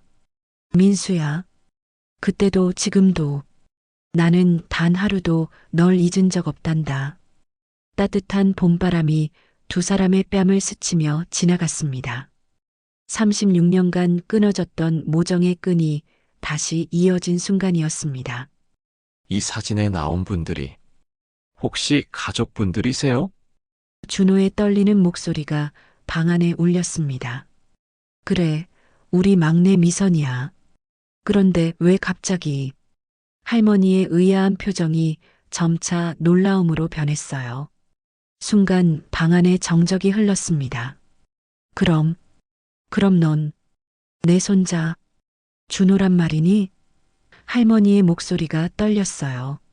할머니는 의자에 주저앉으며 충격과 기쁨, 그리고 깊은 죄책감에 눈물을 쏟아냈습니다. 자, 이제 사연이 시작됩니다. 여러분들의 구독은 무료이니 꼭 구독과 좋아요를 눌러주시면 감사합니다. 사연을 운영하는데 큰 힘이 됩니다. 아침 6시 요양원의 복도에는 아직 고요함이 가득했습니다. 75세의 김순옥 할머니는 작은 침실에서 천천히 몸을 일으켰죠. 관절이 뻣뻣해서 일어나는 것조차 쉽지 않았지만 하루를 시작해야 한다는 습관이 할머니를 움직이게 했습니다. 창가 옆 작은 탁자 위에는 낡은 라디오 하나가 놓여 있었어요. 할머니에게는 이 라디오가 유일한 벗이었죠. 스위치를 켜자 익숙한 아나운서의 목소리가 흘러나왔습니다. 좋은 아침입니다. 오늘도 따뜻한 하루 되세요. 할머니는 쓸쓸하게 미소 지었어요. 따뜻한 하루라니, 언제부터 하루하루가 이렇게 차갑고 외로웠던지 모르겠다고 생각했습니다. 세면대 앞에 서서 거울을 바라보는 할머니의 얼굴에는 깊은 주름이 패여 있었어요. 그 주름 하나하나마다 살아온 세월의 무게가 담겨 있었죠. 남편 박동식 씨는 벌써 10년 전에 세상을 떠났고 자식 셋 중에서 큰아들과 둘째 딸은 연락조차 끊긴 지 오래였습니다. 가끔 명절 때나 안부 문자 하나씩 보내는 정도였죠. 그마저도 형식적인 것 같아서 할머니의 마음을 더욱 무겁게 했어요. 특히 막내딸 박미선 생각이 날 때면 할머니의 가슴은 찢어지는 것 같았습니다. 25살이던 미선이는 어린 아들을 두고 갑자기 집을 나가버렸어요. 그때 손자 준호는 겨우 5살이었죠. 엄마, 나는 이런 삶 못 살겠어요. 애는 엄마가 키워주세요. 그 말을 남기고 미선이는 사라져버렸습니다. 할머니는 어린 손자를 키우려고 노력했지만 나이가 너무 많았고 경제적으로도 어려웠어요. 결국 준호는 보육원으로 보내질 수밖에 없었습니다. 그때의 기억은 할머니에게 평생 지워지지 않는 상처가 되었어요. 울며 불며 할머니 손을 놓지 않으려던 준호의 작은 손길, 그 따뜻함이 아직도 손바닥에 남아있는 것 같았습니다. 내가 잘못 키운 걸까? 할머니는 하루에도 수십 번씩 이 생각을 했어요. 미선이를 너무 엄하게 키웠던 것일까요? 아니면 너무 자유롭게 놔뒀던 것일까요? 어느 쪽이든 결과는 같았습니다. 딸은 떠나갔고 손자마저 잃어버렸죠. 요양원 식당에서 아침 식사를 하는 할머니의 모습은 늘 같았습니다. 구석진 자리에 혼자 앉아서 죽 한 그릇을 천천히 먹었어요. 다른 할머니들은 자식들이 면회를 와서 이런저런 이야기를 나누지만 순옥 할머니에게는 그런 방문객이 없었습니다. 명절이 되어도 마찬가지였어요. 순옥 씨, 오늘도 라디오 들으실 거예요? 간병인 김아주머니가 친근하게 물어봤습니다. 할머니는 고개를 끄덕였어요. 네, 그래야죠. 그게 제가 할 수 있는 유일한 일인걸요. 라디오에서는 가끔 옛날 트로트가 흘러나왔는데 그럴 때면 할머니의 눈가가 촉촉해졌습니다. 남편과 함께 들었던 노래들, 아이들과 함께 불렀던 동요들이 생각났거든요. 오후가 되면 할머니는 창가에 앉아서 밖을 바라보곤 했습니다. 요양원 앞 작은 정원에는 계절마다 다른 꽃들이 피었어요. 봄에는 개나리와 진달래가, 여름에는 봉선화와 해바라기가 피었죠. 할머니는 그 꽃들을 보며 생각했습니다. 꽃들도 제때 피고 제때 지는데 나는 언제까지 이렇게 살아야 하나? 저녁 시간이 되면 할머니의 외로움은 더욱 깊어졌어요. 다른 할머니들은 가족들과 전화 통화를 하거나 손자, 손녀 사진을 보며 이야기를 나누는데 순옥 할머니는 그저 라디오 소리만 들을 뿐이었습니다. 가끔 과거의 기억들이 물밀듯이 밀려왔어요. 아이들이 어렸을 때의 웃음소리, 남편과 함께했던 정겨운 저녁 시간들, 그 모든 것이 꿈만 같았습니다. 밤이 되면 할머니는 침대에 누워서 천장을 바라보았어요. 미선아, 너 어디서 뭐하고 사니? 준호는 잘 자라고 있을까? 답없는 질문들이 마음속에서 맴돌았습니다. 때로는 꿈에서라도 보고 싶다고 간절히 바랐지만 꿈조차 찾아오지 않는 밤들이 많았어요. 그렇게 또 하루가 지나가고 내일도 똑같은 하루가 기다리고 있을 것이라는 생각에 할머니의 마음은 더욱 무거워졌습니다. 이 챕터 새로운 요양보호사의 등장. 평소와 다름없던 어느 화요일 아침, 요양원 복도에서 낯선 목소리가 들려왔습니다. 안녕하세요. 오늘부터 이곳에서 근무하게 된 이준호라고 합니다. 순옥 할머니는 라디오를 듣다가 문득 그 소리에 귀를 기울였어요. 새로운 요양보호사가 온다는 이야기는 며칠 전부터 들었지만 할머니에게는 별로 관심 있는 일이 아니었죠. 그런데 잠시 후 할머니의 방문이 조용히 열렸습니다. 어르신, 안녕하세요. 할머니가 고개를 돌리자 40대 중반쯤 되어 보이는 남자가 정중하게 인사를 했어요. 키는 그리 크지 않았지만 단정한 인상이었고 무엇보다 그의 눈빛이 할머니의 시선을 사로잡았습니다. 깊고 따뜻하면서도 어딘가 슬픔이 배어 있는 눈이었거든요. 저는 새로운 요양보호사 이준호입니다. 앞으로 어르신을 돌보게 되었어요. 준호는 할머니 앞에서 깍듯하게 절을 했습니다. 순옥 할머니는 잠시 말문이 막혔어요. 그의 예의 바른 모습도 그렇고 특히 그 눈매가 어딘가 낯익었거든요. 어디서 본 것 같은데. 할머니는 속으로 중얼거렸지만 기억이 명확하지 않았습니다. 어르신, 오늘 컨디션은 어떠세요? 준호가 자연스럽게 할머니의 손목을 잡고 맥박을 재었어요. 그의 손길은 다른 간병인들과 달랐습니다. 더 부드럽고 세심했죠. 할머니는 오랫동안 느껴보지 못했던 따뜻함을 느꼈어요. 마치 가족의 손길 같았습니다. 괜찮습니다. 늘 그런걸요. 할머니가 조용히 대답했어요. 준호는 고개를 끄덕이며 할머니의 방을 둘러보았습니다.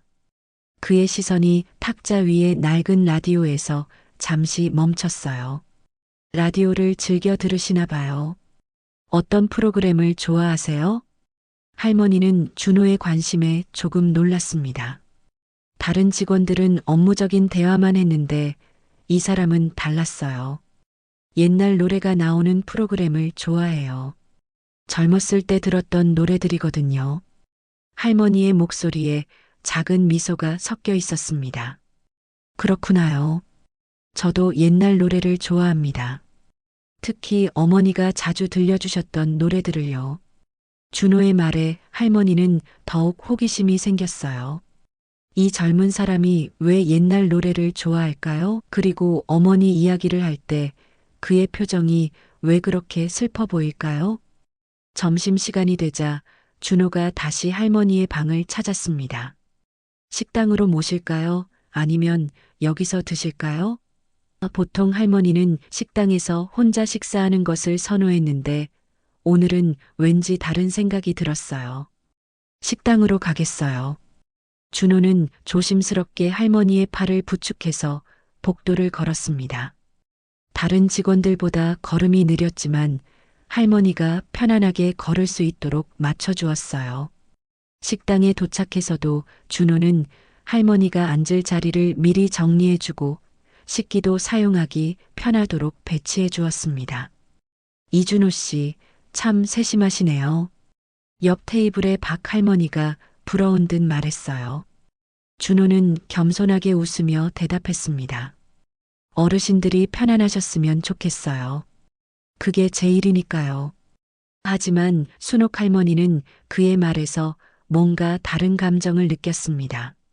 단순히 직업적인 친절이 아니라 진심 어린 관심 같은 것 말이에요. 오후에 할머니가 창가에서 쉬고 있을 때 준호가 다시 찾아왔습니다. 어르신, 약 드실 시간이에요. 그는 물 한 컵과 함께 할머니의 상비약을 가져왔어요. 할머니가 약을 먹는 동안 준호는 창밖을 바라보며 조용히 서 있었습니다. 저 정원의 꽃들이 예쁘죠? 할머니가 먼저 말을 걸었어요. 준호는 고개를 끄덕였습니다. 네, 정말 아름다워요. 특히 저 코스모스가 어머니가 좋아하셨던 꽃이에요. 그의 목소리가 조금 떨렸습니다. 할머니는 준호를 자세히 바라봤어요. 그의 옆 얼굴에서 깊은 그리움을 느낄 수 있었습니다. 어머니를 많이 그리워하시나 봐요. 할머니가 조심스럽게 물었어요. 준호는 잠시 망설이다가 대답했습니다. 네. 어릴 때 헤어졌거든요. 지금은 어디 계신지도 모르고요. 할머니의 가슴이 먹먹해졌습니다. 자신과 비슷한 아픔을 가진 사람이구나 생각했어요. 그날 저녁 할머니는 라디오를 들으면서도 자꾸만 준호 생각이 났습니다. 그의 눈빛이, 말투가, 심지어 손의 모양까지도 어딘가 낯익었어요. 분명히 어디서 본 적이 있는데 할머니는 기억을 되짚어보려 했지만 쉽지 않았습니다. 밤늦은 시간 준호가 마지막 순찰을 하며 할머니의 방을 지나갔어요. 할머니는 잠들지 못하고 있었습니다. 준호는 문틈으로 할머니가 깨어 있는 것을 보고 조용히 문을 두드렸어요. 어르신, 잠이 안 오세요? 나이가 들면 잠이 없어져요. 할머니가 쓸쓸하게 대답했어요. 준호는 잠시 머뭇거리더니 할머니의 침대 옆 의자에 앉았습니다. 제가 잠깐 있어 드릴까요? 할머니는 고개를 끄덕였어요. 오랫동안 누군가 옆에서 지켜주는 느낌을 받지 못했거든요. 준호는 조용히 앉아서 할머니를 바라봤습니다. 그의 눈빛에는 말할 수 없는 복잡한 감정들이 담겨 있었어요. 할머니도 그를 바라보며 생각했습니다. 이상해. 처음 보는 사람인데 왜 이렇게 마음이 편할까? 두 사람 사이에는 묘한 유대감이 흐르고 있었습니다. 준호가 요양원에서 일한 지 일주일이 지났습니다. 다른 어르신들도 그의 세심한 돌봄에 만족해했지만 유독 순옥 할머니에 대한 그의 관심은 특별해 보였어요. 아침마다 할머니의 방을 가장 먼저 찾았고 저녁에는 가장 마지막에 들러서 안부를 확인했습니다. 어르신, 오늘 아침 식사는 어떠셨어요? 준호가 할머니의 방에 들어서며 밝게 인사했어요. 할머니는 이제 그의 목소리만 들어도 마음이 따뜻해졌습니다. 잘 먹었어요. 그런데 준호 씨는 왜 나만 이렇게 신경 써주는 거예요? 할머니가 궁금해하며 물었어요. 준호는 잠시 당황한 듯 했지만 곧 미소를 지었습니다. 어르신들 모두 똑같이 돌봐드리고 있어요. 다만 할머니께서 혼자 계시는 시간이 많아 보여서 조금 더 신경 쓰게 되는 것 같아요. 할머니는 그의 말에 고개를 끄덕였지만 여전히 뭔가 특별한 이유가 있을 것 같다는 생각을 지울 수 없었어요. 점심시간이 되자 준호는 또다시 할머니를 부축해서 식당으로 안내했습니다. 오늘은 할머니가 좋아하는 된장찌개가 나왔어요. 어르신, 된장찌개 좋아하시죠? 김치도 적당히 익어서 맛있을 것 같은데요.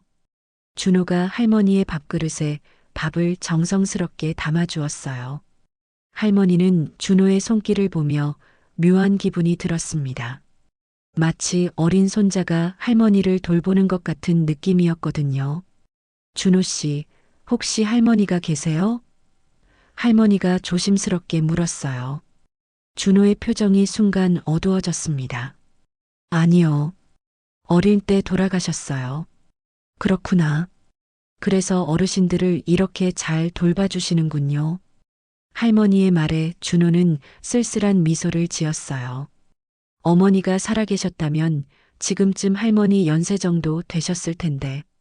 그런 생각을 하며 어르신들을 뵈면 더 정성껏 돌봐드리고 싶어져요. 그 말을 듣는 순간 할머니의 가슴이 뭉클해졌습니다. 이 착한 사람이 어머니를 일찍 여의었구나. 그래서 외로운 노인들에게 더욱 따뜻하게 대하는구나 생각했어요. 할머니는 준호의 손을 가만히 잡았습니다. 고마워요, 준호 씨. 덕분에 요즘 하루하루가 조금씩 따뜻해지고 있어요. 오후에 할머니가 라디오를 들으며 쉬고 있을 때 준호가 특별한 것을 가지고 왔어요. 어르신, 이거 드려보세요. 그의 손에는 따뜻한 꿀차 한 잔이 들려 있었습니다. 감기 기운이 있으신 것 같아서 꿀차를 우려왔어요. 목에도 좋고 몸도 따뜻해질 거예요. 할머니는 깜짝 놀랐어요. 다른 직원들은 정해진 간식 시간에만 차를 가져다 주는데 준호는 할머니의 컨디션을 세심하게 관찰하고 있었던 거죠. 이렇게까지 안 해도 되는데.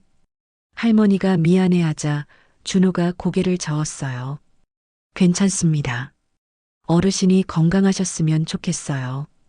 꿀차를 마시며 할머니는 준호에게 옛날 이야기를 들려주기 시작했어요. 내가 젊었을 때는 말이야, 이런 꿀차를 직접 만들어서 아이들에게 먹였지. 특히 막내가 감기에 걸렸을 때면. 할머니의 목소리가 점점 작아졌습니다. 막내딸 미선이 생각이 났거든요. 준호는 할머니의 표정 변화를 놓치지 않았어요. 막내따님 이야기를 하실 때마다 표정이 슬퍼지시네요. 많이 그리우시죠? 할머니는 고개를 끄덕였습니다. 20년 넘게 소식이 없어요. 어디서 뭘 하며 사는지, 건강하기는 한지, 분명히 어딘가에서 잘 살고 계실 거예요. 그리고 어머니를 그리워하고 계실지도 몰라요. 준호의 위로에 할머니는 눈물을 글썽였어요. 그럴까요? 나를 그리워하기는 할까요? 준호는 확신에 찬 목소리로 대답했습니다. 그럼요. 어머니를 그리워하지 않는 자식이 어디 있겠어요. 저녁 시간이 되자 준호는 또 다른 특별한 일을 했어요. 할머니의 저녁 식사를 챙겨준 뒤 침대 옆에 앉아서 할머니의 어깨를 가볍게 주물러주기 시작한 거죠. 어르신, 어깨가 많이 결리셨죠? 이렇게 해드리면 조금 나아질 거예요. 할머니는 오랫동안 느껴보지 못했던 따뜻한 손길에 눈물이 날 것 같았어요. 마지막으로 누군가 이렇게 자신을 돌봐준 게 언제였을까요? 남편이 살아있을 때였을까요? 아니면 아이들이 어렸을 때였을까요? 준호 씨, 정말 고마워요. 마치 내 손자가 돌봐주는 것 같아요. 그 말을 들은 준호의 손이 잠시 멈췄습니다. 손자. 그가 작게 중얼거렸어요. 할머니는 그의 반응을 이상하게 여겼지만 깊이 생각하지는 않았어요. 다만 준호의 손길이 더욱 부드러워진 것 같다고 느꼈습니다. 밤이 깊어지자 준호는 할머니의 방을 정리해주고 나가려 했어요. 그런데 문 앞에서 잠시 멈춰서서 뒤돌아보았습니다. 어르신, 편안한 밤 되세요. 내일 아침에 또 뵐게요. 할머니는 따뜻한 미소로 대답했어요. 고마워요, 준호야. 덕분에 오늘도 좋은 하루였어요. 준호가 나간 후 할머니는 혼자 중얼거렸습니다. 이상해. 왜 이 사람만 보면 마음이 이렇게 편해질까? 처음 보는 사람인데 마치 오래전부터 알던 사람 같아. 할머니는 준호의 눈빛을 떠올려 봤어요. 깊고 따뜻하면서도 어딘가 그리움이 서려 있는 그 눈빛이 자꾸만 머릿속에 맴돌았습니다. 그날 밤 할머니는 오랜만에 편안한 잠에 빠져들었어요. 꿈속에서는 어린 손자가 나타나서 할머니의 손을 잡고 웃고 있었습니다. 그 아이의 눈빛이 왠지 준호와 닮아 있다는 생각이 들었지만 꿈이었으니까 그러려니 했어요. 할머니는 오랫동안 이렇게 평안한 밤을 보내지 못했거든요. 준호가 요양원에서 일한 지 보름이 지나면서 순옥 할머니와의 관계는 더욱 깊어졌습니다. 할머니는 이제 준호를 기다리며 하루를 시작했고 준호 역시 할머니를 돌보는 일에 특별한 애정을 쏟고 있었어요. 하지만 둘 다 서로에 대해 알지 못하는 비밀이 있었습니다. 어느 화요일 오후 준호가 할머니의 방을 청소하고 있을 때였어요. 할머니는 복도에서 다른 어르신들과 이야기를 나누고 있었고 준호는 혼자서 방 정리를 하고 있었습니다. 그때 그의 시선이 할머니의 작은 서랍장 위에 놓인 낡은 액자에 머물렀어요. 그 액자 안에는 오래된 가족 사진이 들어 있었습니다. 젊은 부부와 3명의 아이들이 함께 찍은 사진이었죠. 특히 맨 오른쪽에 서 있는 어린 여자아이가 준호의 눈길을 사로잡았어요. 그 아이의 얼굴을 자세히 들여다보던 준호의 얼굴이 점점 창백해졌습니다. 이게 설마. 준호는 떨리는 손으로 액자를 들어 올렸어요. 사진 속 어린 여자아이는 분명히 어머니 박미선과 닮아 있었습니다. 아니, 어릴 적 어머니의 모습 그 자체였어요. 준호의 머릿속이 하얗게 변했습니다.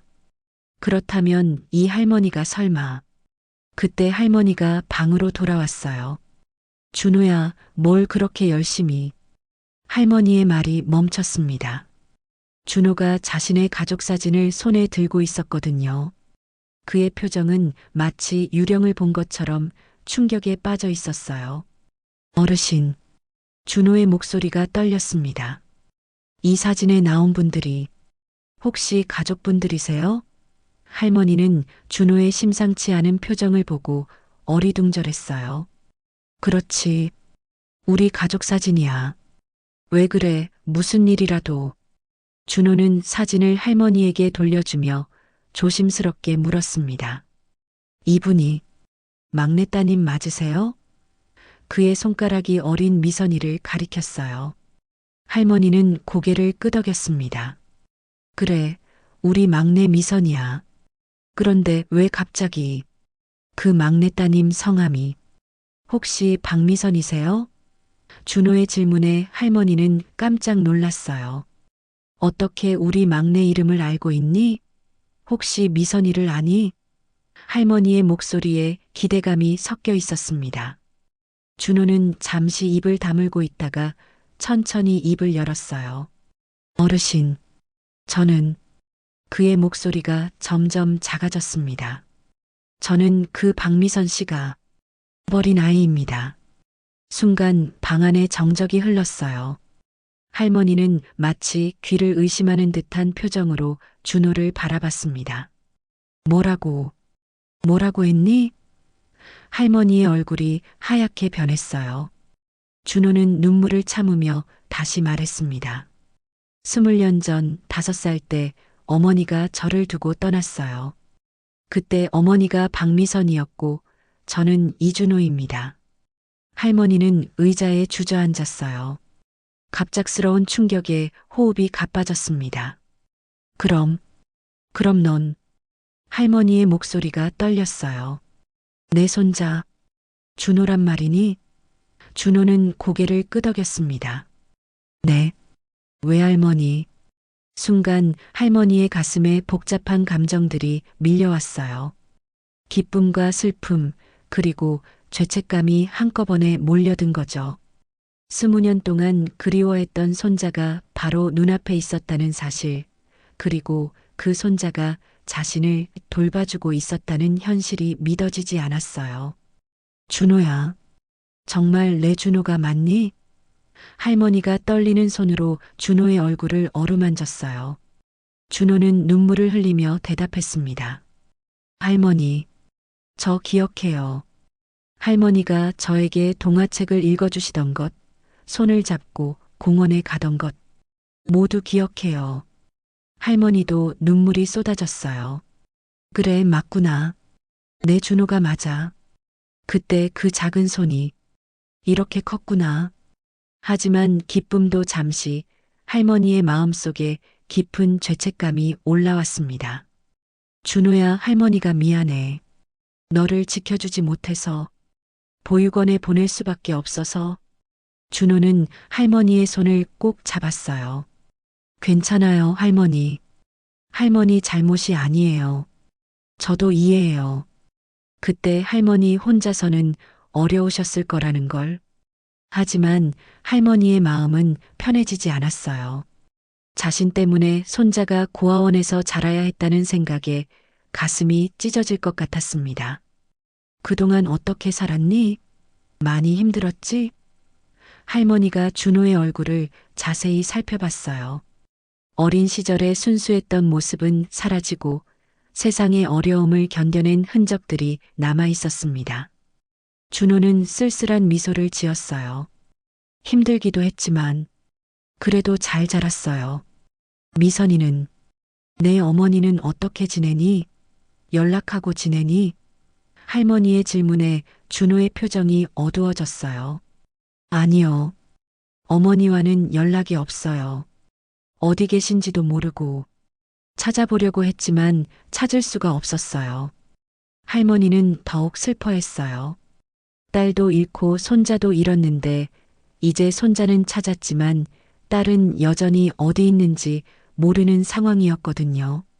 그럼 너는 어떻게 나를 찾아온 거니? 설마 일부러. 준호는 고개를 저었어요. 아니에요. 우연이었어요. 이 요양원에 일자리가 있다고 해서 왔는데 할머니가 계실 줄은 몰랐어요. 처음에는 낯익다고만 생각했는데 며칠 지내면서 점점 확신이 서기 시작했어요. 그래서 나를 유난히 잘 돌봐준 거구나. 할머니가 이제야 이해했다는 듯 말했어요. 준호는 고개를 끄덕였습니다. 확실하지 않아서 먼저 말씀드리지 못했어요. 그런데 오늘 사진을 보고 확신하게 됐어요. 할머니는 준호를 끌어안았어요.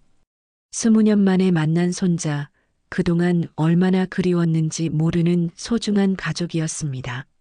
하지만 동시에 그동안 손자가 혼자 겪었을 아픔들을 생각하니 마음이 아팠어요. 준호야, 이제 할머니가 있으니까 더 이상 혼자가 아니야. 할머니와 준호가 서로를 알아본 그날 밤, 두 사람은 잠을 이루지 못했습니다. 할머니는 기쁨과 죄책감 사이에서 괴로워했고, 준호는 20년 만에 찾은 가족 앞에서 어떻게 해야 할지 몰라 혼란스러워했어요. 감정의 소용돌이 속에서 하룻밤이 지나갔습니다.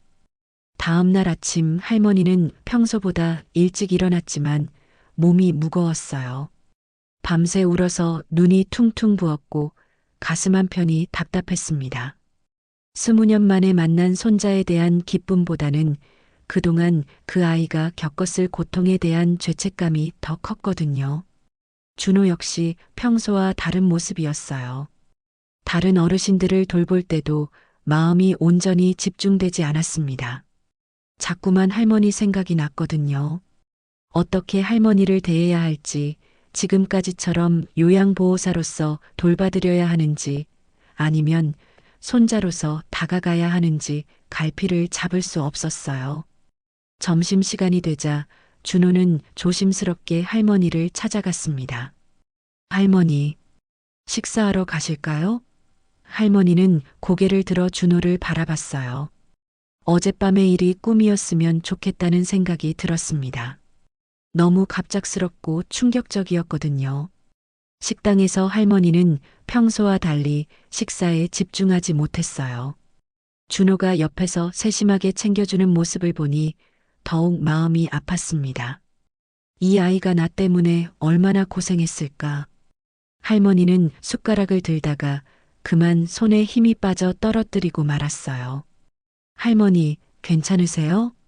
준호가 재빨리 다가와서 할머니를 부축했어요. 할머니는 갑자기 가슴이 답답해지면서 숨이 가빠왔습니다. 준호야, 할머니가, 할머니가 말을 제대로 잇지 못하고 쓰러질 듯 휘청거렸어요. 주변 사람들이 놀라서 몰려들었고 곧 의사가 달려왔습니다. 혈압이 많이 올라갔네요. 일단 침대에서 안정을 취하시고 정밀 검사를 해봐야겠어요. 할머니는 침대로 옮겨진 후에도 계속 준호의 손을 놓지 않았어요. 할머니, 저 때문에 이렇게 되신 건 아니죠? 준호가 걱정스러운 목소리로 물었어요. 할머니는 고개를 저었지만 사실은 어젯밤부터 쌓인 스트레스와 충격 때문이라는 걸 알고 있었습니다. 괜찮아. 괜찮을 거야. 그날 오후 할머니의 상태가 조금 안정되자 준호는 조용히 할머니 곁에 앉았어요. 할머니, 제가 나타나서 오히려 할머니를 힘들게 해드린 것 같아요. 죄송해요. 할머니는 준호의 손을 꼭 잡았습니다. 아니야, 준호야. 내가 와줘서 고마워. 다만 할머니가 너무 놀라서. 할머니. 준호의 목소리가 떨렸어요. 사실 저는 평생 할머니를 원망했어요. 왜 저를 지켜주지 못했는지, 왜 보육원에 보냈는지. 어릴 때는 이해할 수 없었거든요. 할머니의 눈에서 눈물이 흘러내렸습니다. 그런데 이곳에 와서 할머니를 보니까 준호가 말을 이었어요. 할머니도 많이 힘드셨구나. 혼자서 감당하기 어려우셨구나 하는 생각이 들었어요. 저를 버린 게 아니라 어쩔 수 없는 상황이었다는 걸 이제는 알 것 같아요. 할머니는 더욱 울음을 터뜨렸어요. 준호야, 할머니가 정말 미안해. 그때 젊었으면 널 끝까지 지켜줄 수 있었을 텐데. 너무 늙어서 힘이 없어서, 경제적으로도 어려워서. 할머니의 목소리는 죄책감으로 가득했습니다. 할머니, 그만하세요. 이제 그런 이야기는 하지 말아요. 준호가 할머니의 눈물을 닦아주었어요. 중요한 건 우리가 다시 만났다는 거잖아요. 그것만으로도 기적이에요. 그때 준호가 조심스럽게 물었어요. 할머니, 그런데 제가 물어봐도 될까요? 저를 보육원에 보내고 나서 어떤 마음이셨어요? 할머니는 잠시 망설이다가 대답했습니다. 매일 밤 울었어. 내가 잘 지내고 있는지, 밥은 제대로 먹는지, 아프지는 않는지, 하루도 편하게 잔 날이 없었단다. 그리고 미선이, 내 어머니 생각도 많이 했어. 내가 있었다면 미선이가 돌아왔을지도 모른다는 생각을 자주 했거든. 결국 내 잘못으로 너도 잃고 딸도 잃은 거야. 할머니의 고백에 준호도 눈물을 흘렸어요. 사실 저도 어머니를 많이 찾았어요. 준호가 솔직하게 말했어요. 성인이 된 후에도 계속 찾아다녔죠. 어디서 뭘 하며 사는지, 왜 저를 버렸는지 궁금했거든요. 하지만 찾을 수가 없었어요. 혹시 원망하니? 내 어머니를. 할머니가 조심스럽게 물었어요. 준호는 잠시 생각해 보더니 대답했습니다. 원망하기도 했고 그리워하기도 했어요. 복잡한 감정이었죠. 하지만 이제는 그냥 건강하게 살고 있기를 바라요. 할머니는 준호의 성숙한 모습에 놀랐어요. 분명히 어릴 때 떠난 아이였는데 이렇게 어른스럽게 자라있다니. 준호야, 너는 정말 잘 자랐구나. 할머니가 자랑스러워. 할머니의 말에 준호가 미소 지었어요. 할머니, 저에게는 한 가지 소원이 있어요. 준호가 진지하게 말했어요. 뭐든지 말해봐라. 할머니가 대답했습니다. 앞으로 남은 시간 동안은 할머니의 진짜 손자로 살고 싶어요. 요양보호사가 아니라 할머니를 진심으로 사랑하는 손자로요. 할머니는 준호를 끌어안았어요. 그래, 그렇게 하자. 우리 이제 진짜 가족이야. 두 사람은 오랫동안 서로를 껴안고 있었습니다. 20년의 세월이 만든 상처들이 조금씩 아물어가는 느낌이었어요. 그날 저녁 할머니는 오랜만에 편안한 잠에 빠져들었습니다. 준호도 마찬가지였어요. 비로소 자신이 어디에 속해 있는지, 누구인지 알게 된 것 같았거든요. 하지만 두 사람 모두 아직 모르고 있었어요. 이 평온한 시간이 곧 깨질 것이라는 사실을 말이에요. 할머니와 준호가 서로를 알아본 지 일주일이 지났습니다. 할머니의 몸 상태는 많이 좋아졌고 두 사람은 조심스럽게 새로운 관계를 만들어가고 있었어요.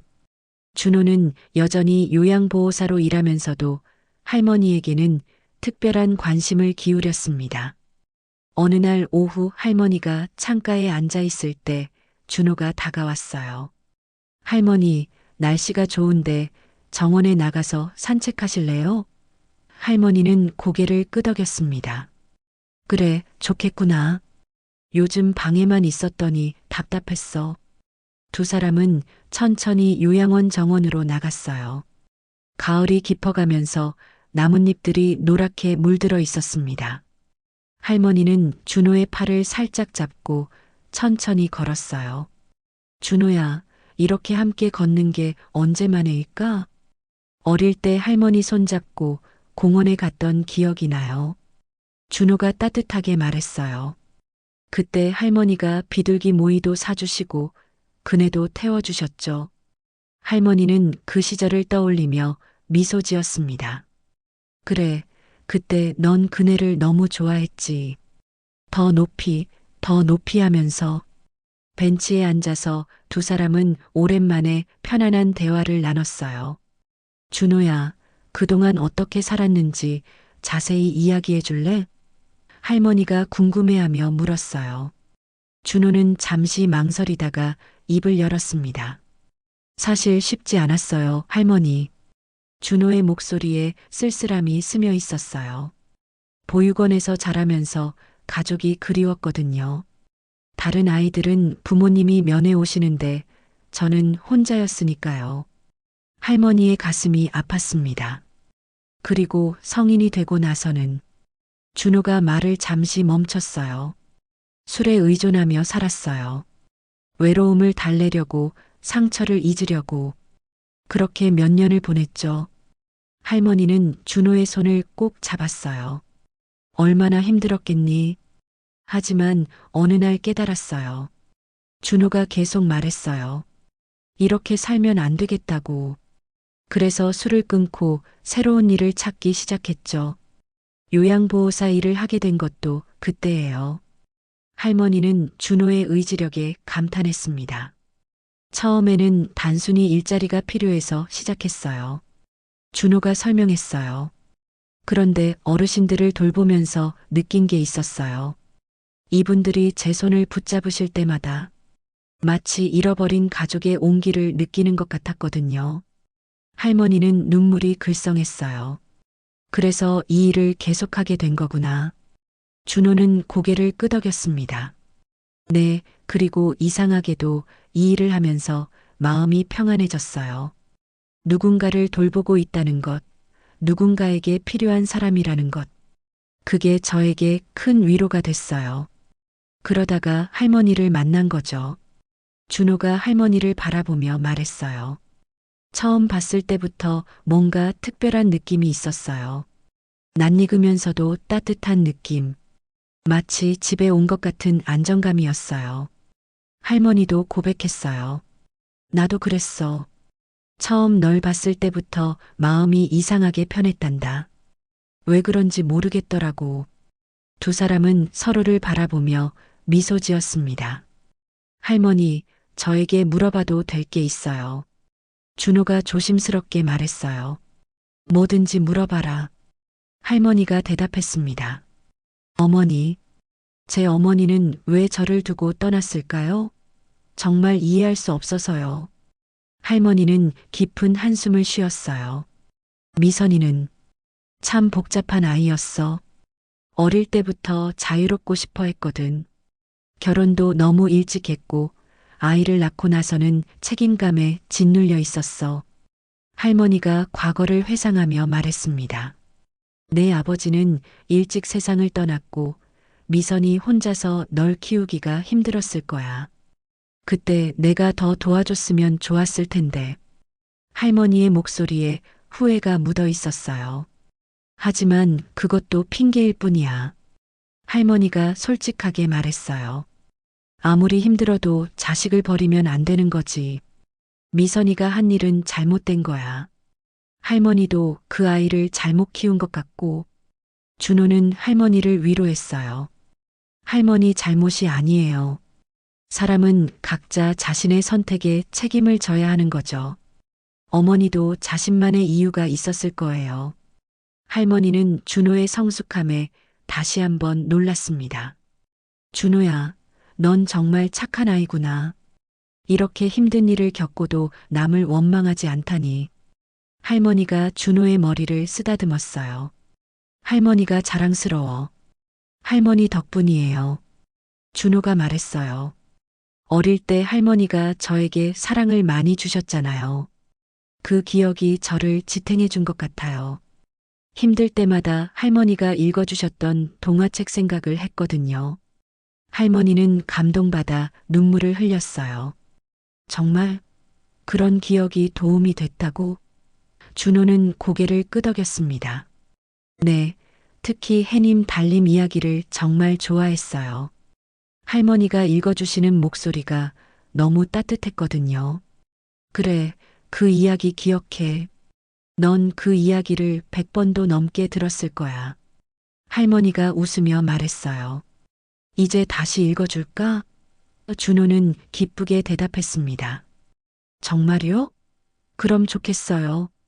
그날 저녁 할머니는 준호에게 어릴 적 즐겨 들었던 동화를 읽어주었어요. 준호는 할머니 옆에 앉아서 마치 어린아이가 된 것처럼 집중해서 들었습니다. 옛날 옛적에 로 시작되는 할머니의 목소리는 여전히 따뜻했어요. 이야기가 끝나자 준호가 말했어요. 할머니, 이제라도 이렇게 함께 있을 수 있어서 정말 행복해요. 20년을 기다린 보람이 있어요. 할머니도 준호를 끌어안으며 말했습니다. 나도 그래, 준호야. 이제라도 내 곁에 와줘서 고마워. 두 사람은 그렇게 조용한 시간을 보냈어요. 잃어버린 시간을 되찾을 수는 없지만 남은 시간을 소중히 보내겠다는 다짐을 했습니다. 하지만 이들의 평화로운 시간은 곧 예상치 못한 시련을 맞게 될 것이었어요. 할머니와 준호가 평화로운 시간을 보낸 지 며칠이 지난 어느 날이었습니다. 요양원은 평소와 다름없이 조용했고 할머니는 준호와 함께 오후 차를 마시며 옛날 이야기를 나누고 있었어요. 그때 요양원 현관 쪽에서 시끄러운 목소리가 들려왔습니다. 우리 엄마 어디 있어요? 김순옥 할머니 말이야. 날카롭고 거친 여자 목소리였어요. 할머니와 준호는 동시에 고개를 돌렸습니다. 그 목소리가 너무나 익숙했거든요.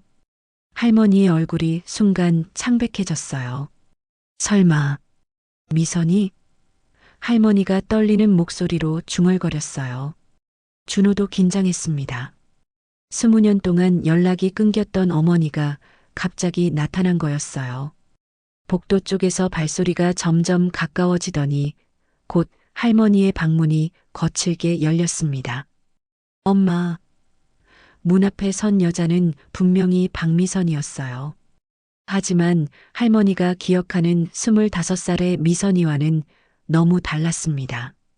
얼굴은 야위었고 옷차림도 단정하지 못했어요. 무엇보다 눈빛이 예전과 완전히 달랐습니다.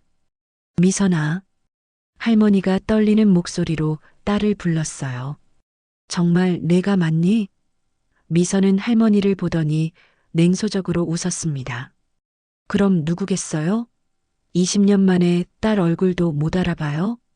준호는 구석에서 조용히 어머니를 바라봤어요.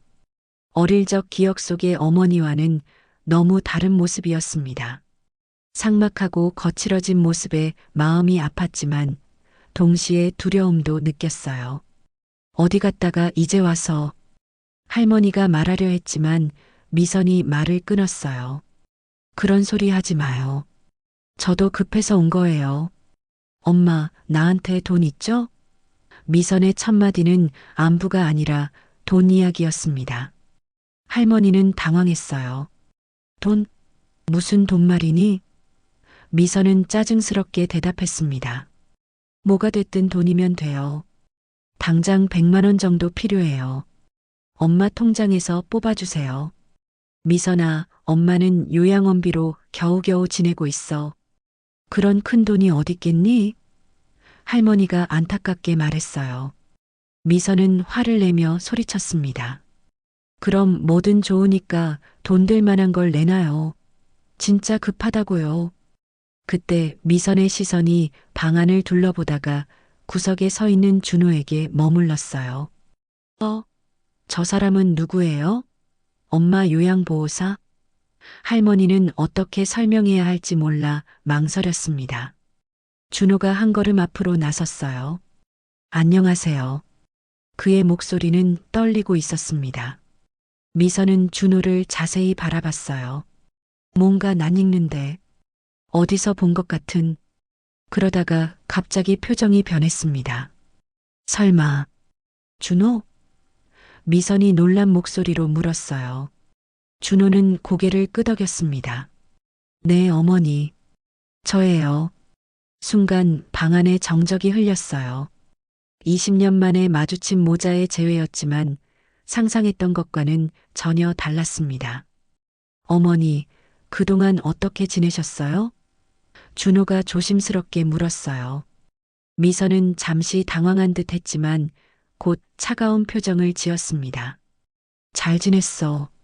그보다 넌 여기서 뭐해? 엄마를 돌보고 있는 거야? 네, 요양보호사로 일하고 있어요. 준호가 대답했어요. 미선은 코웃음을 쳤습니다. 그렇구나. 그런데 난 너와 할 얘기 없어. 이제 남이니까. 준호의 가슴이 찢어지는 것 같았습니다. 할머니가 참지 못하고 나섰어요. 미선아, 그게 무슨 소리니? 아무리 그래도 내 아들인데. 미선은 할머니에게 화를 냈습니다. 엄마는 가만히 있어요. 내 일은 내가 알아서 해요. 어머니. 준호가 다시 말을 걸려 했지만 미선이 손을 휘저었어요. 그 소리 하지 마.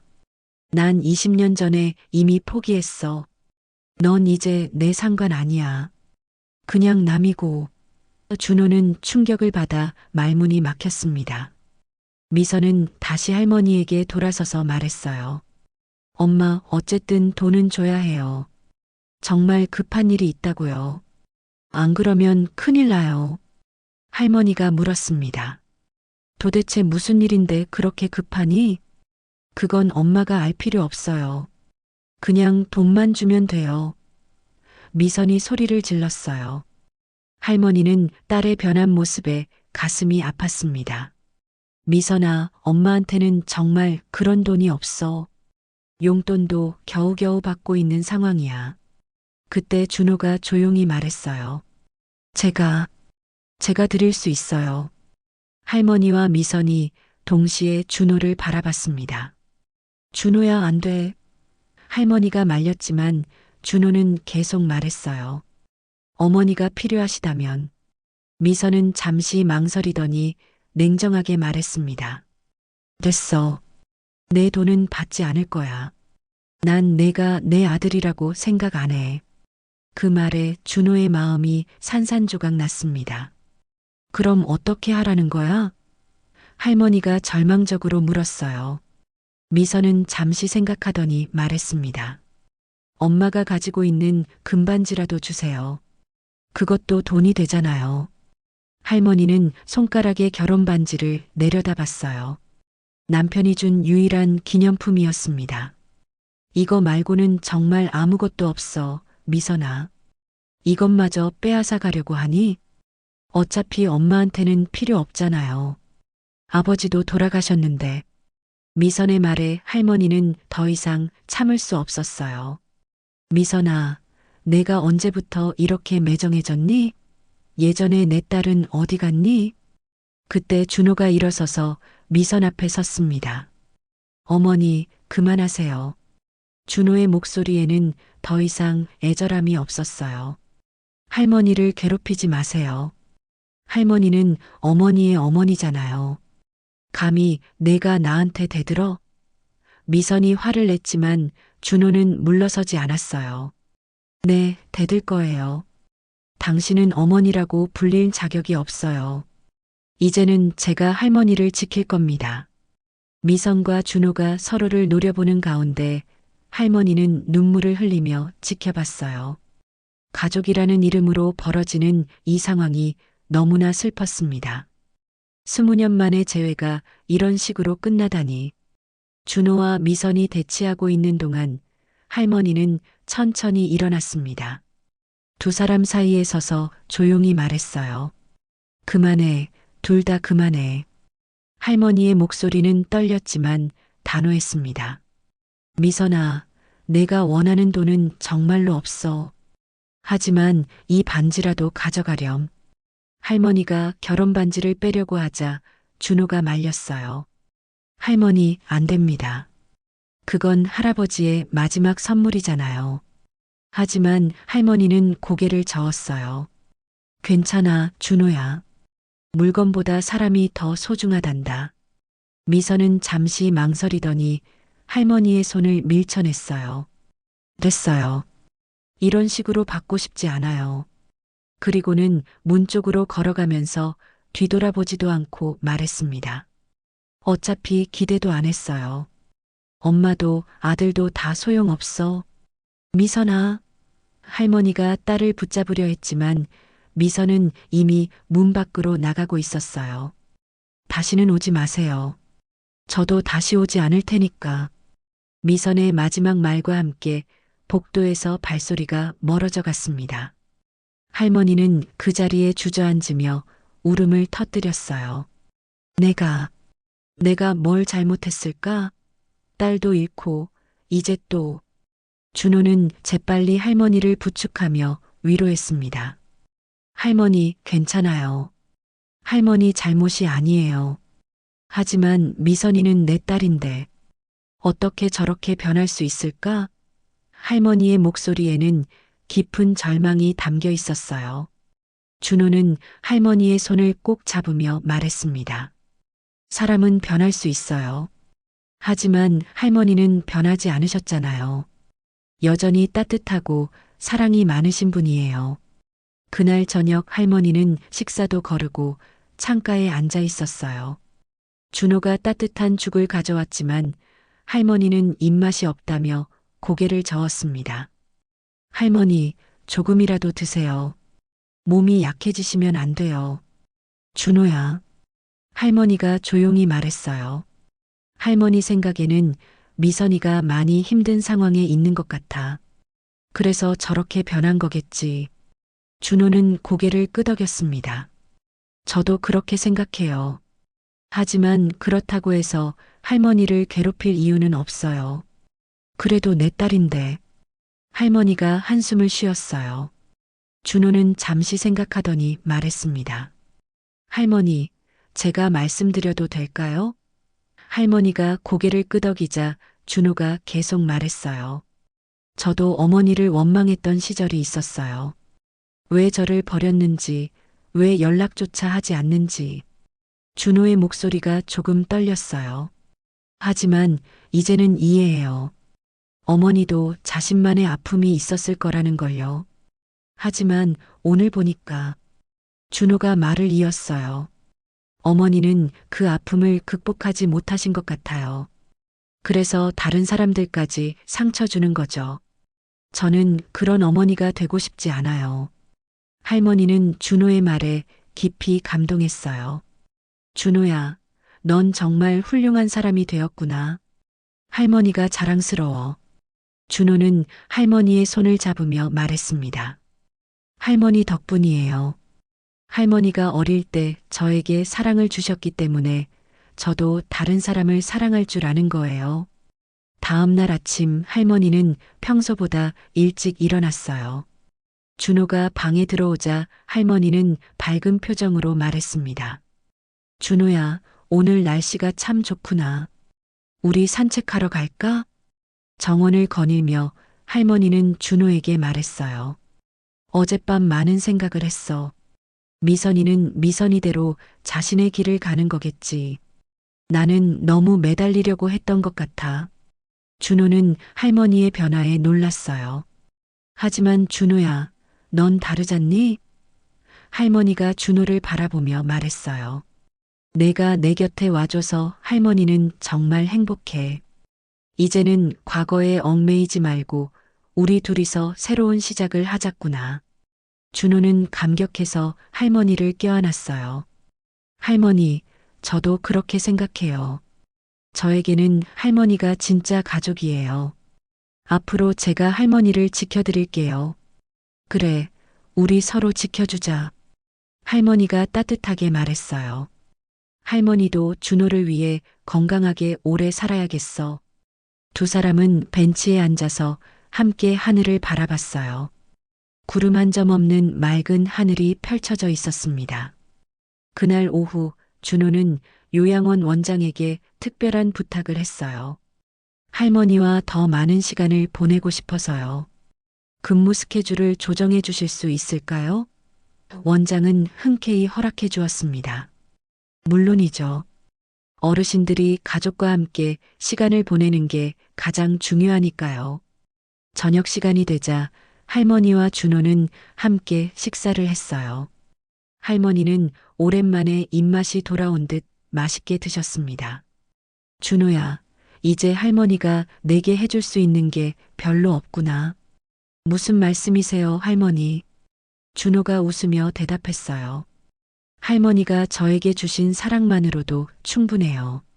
그리고 이제는 제가 할머니께 사랑을 돌려드릴 차례잖아요. 밤이 되자 준호는 평소처럼 할머니의 방을 찾았어요. 할머니, 오늘도 동화 읽어드릴까요? 할머니는 기쁘게 고개를 끄덕였습니다. 그래, 우리 준호가 읽어주는 이야기가 제일 좋아. 준호가 동화책을 읽어주는 동안 할머니는 행복한 미소를 지었어요. 옛날 옛적에 준호의 따뜻한 목소리가 방 안에 울려 퍼졌습니다. 창밖으로는 별들이 반짝이고 있었어요. 이야기가 끝나자 할머니가 말했어요. 준호야, 할머니는 정말 행복해. 이렇게 내가 곁에 있어주니까 더 이상 외롭지 않아. 준호도 할머니의 손을 잡으며 대답했습니다. 저도 마찬가지예요, 할머니. 이제 저희는 진짜 가족이에요. 창밖의 달빛이 두 사람을 비추고 있었어요. 과거의 상처는 완전히 사라진 것은 아니지만 이제 그들에게는 서로가 있었습니다. 잃어버린 시간을 되돌릴 수는 없지만 남은 시간을 더욱 소중히 보낼 수 있게 된 거죠. 할머니와 준호는 서로를 바라보며 미소 지었어요. 이들의 새로운 시작이었습니다. 진정한 가족의 의미를 찾은 두 사람은 이제 서로에게 가장 소중한 존재가 되었습니다. 사랑은 때로는 늦게 찾아오지만 찾아왔을 때는 그 어떤 것보다 따뜻하고 소중한 법이니까요.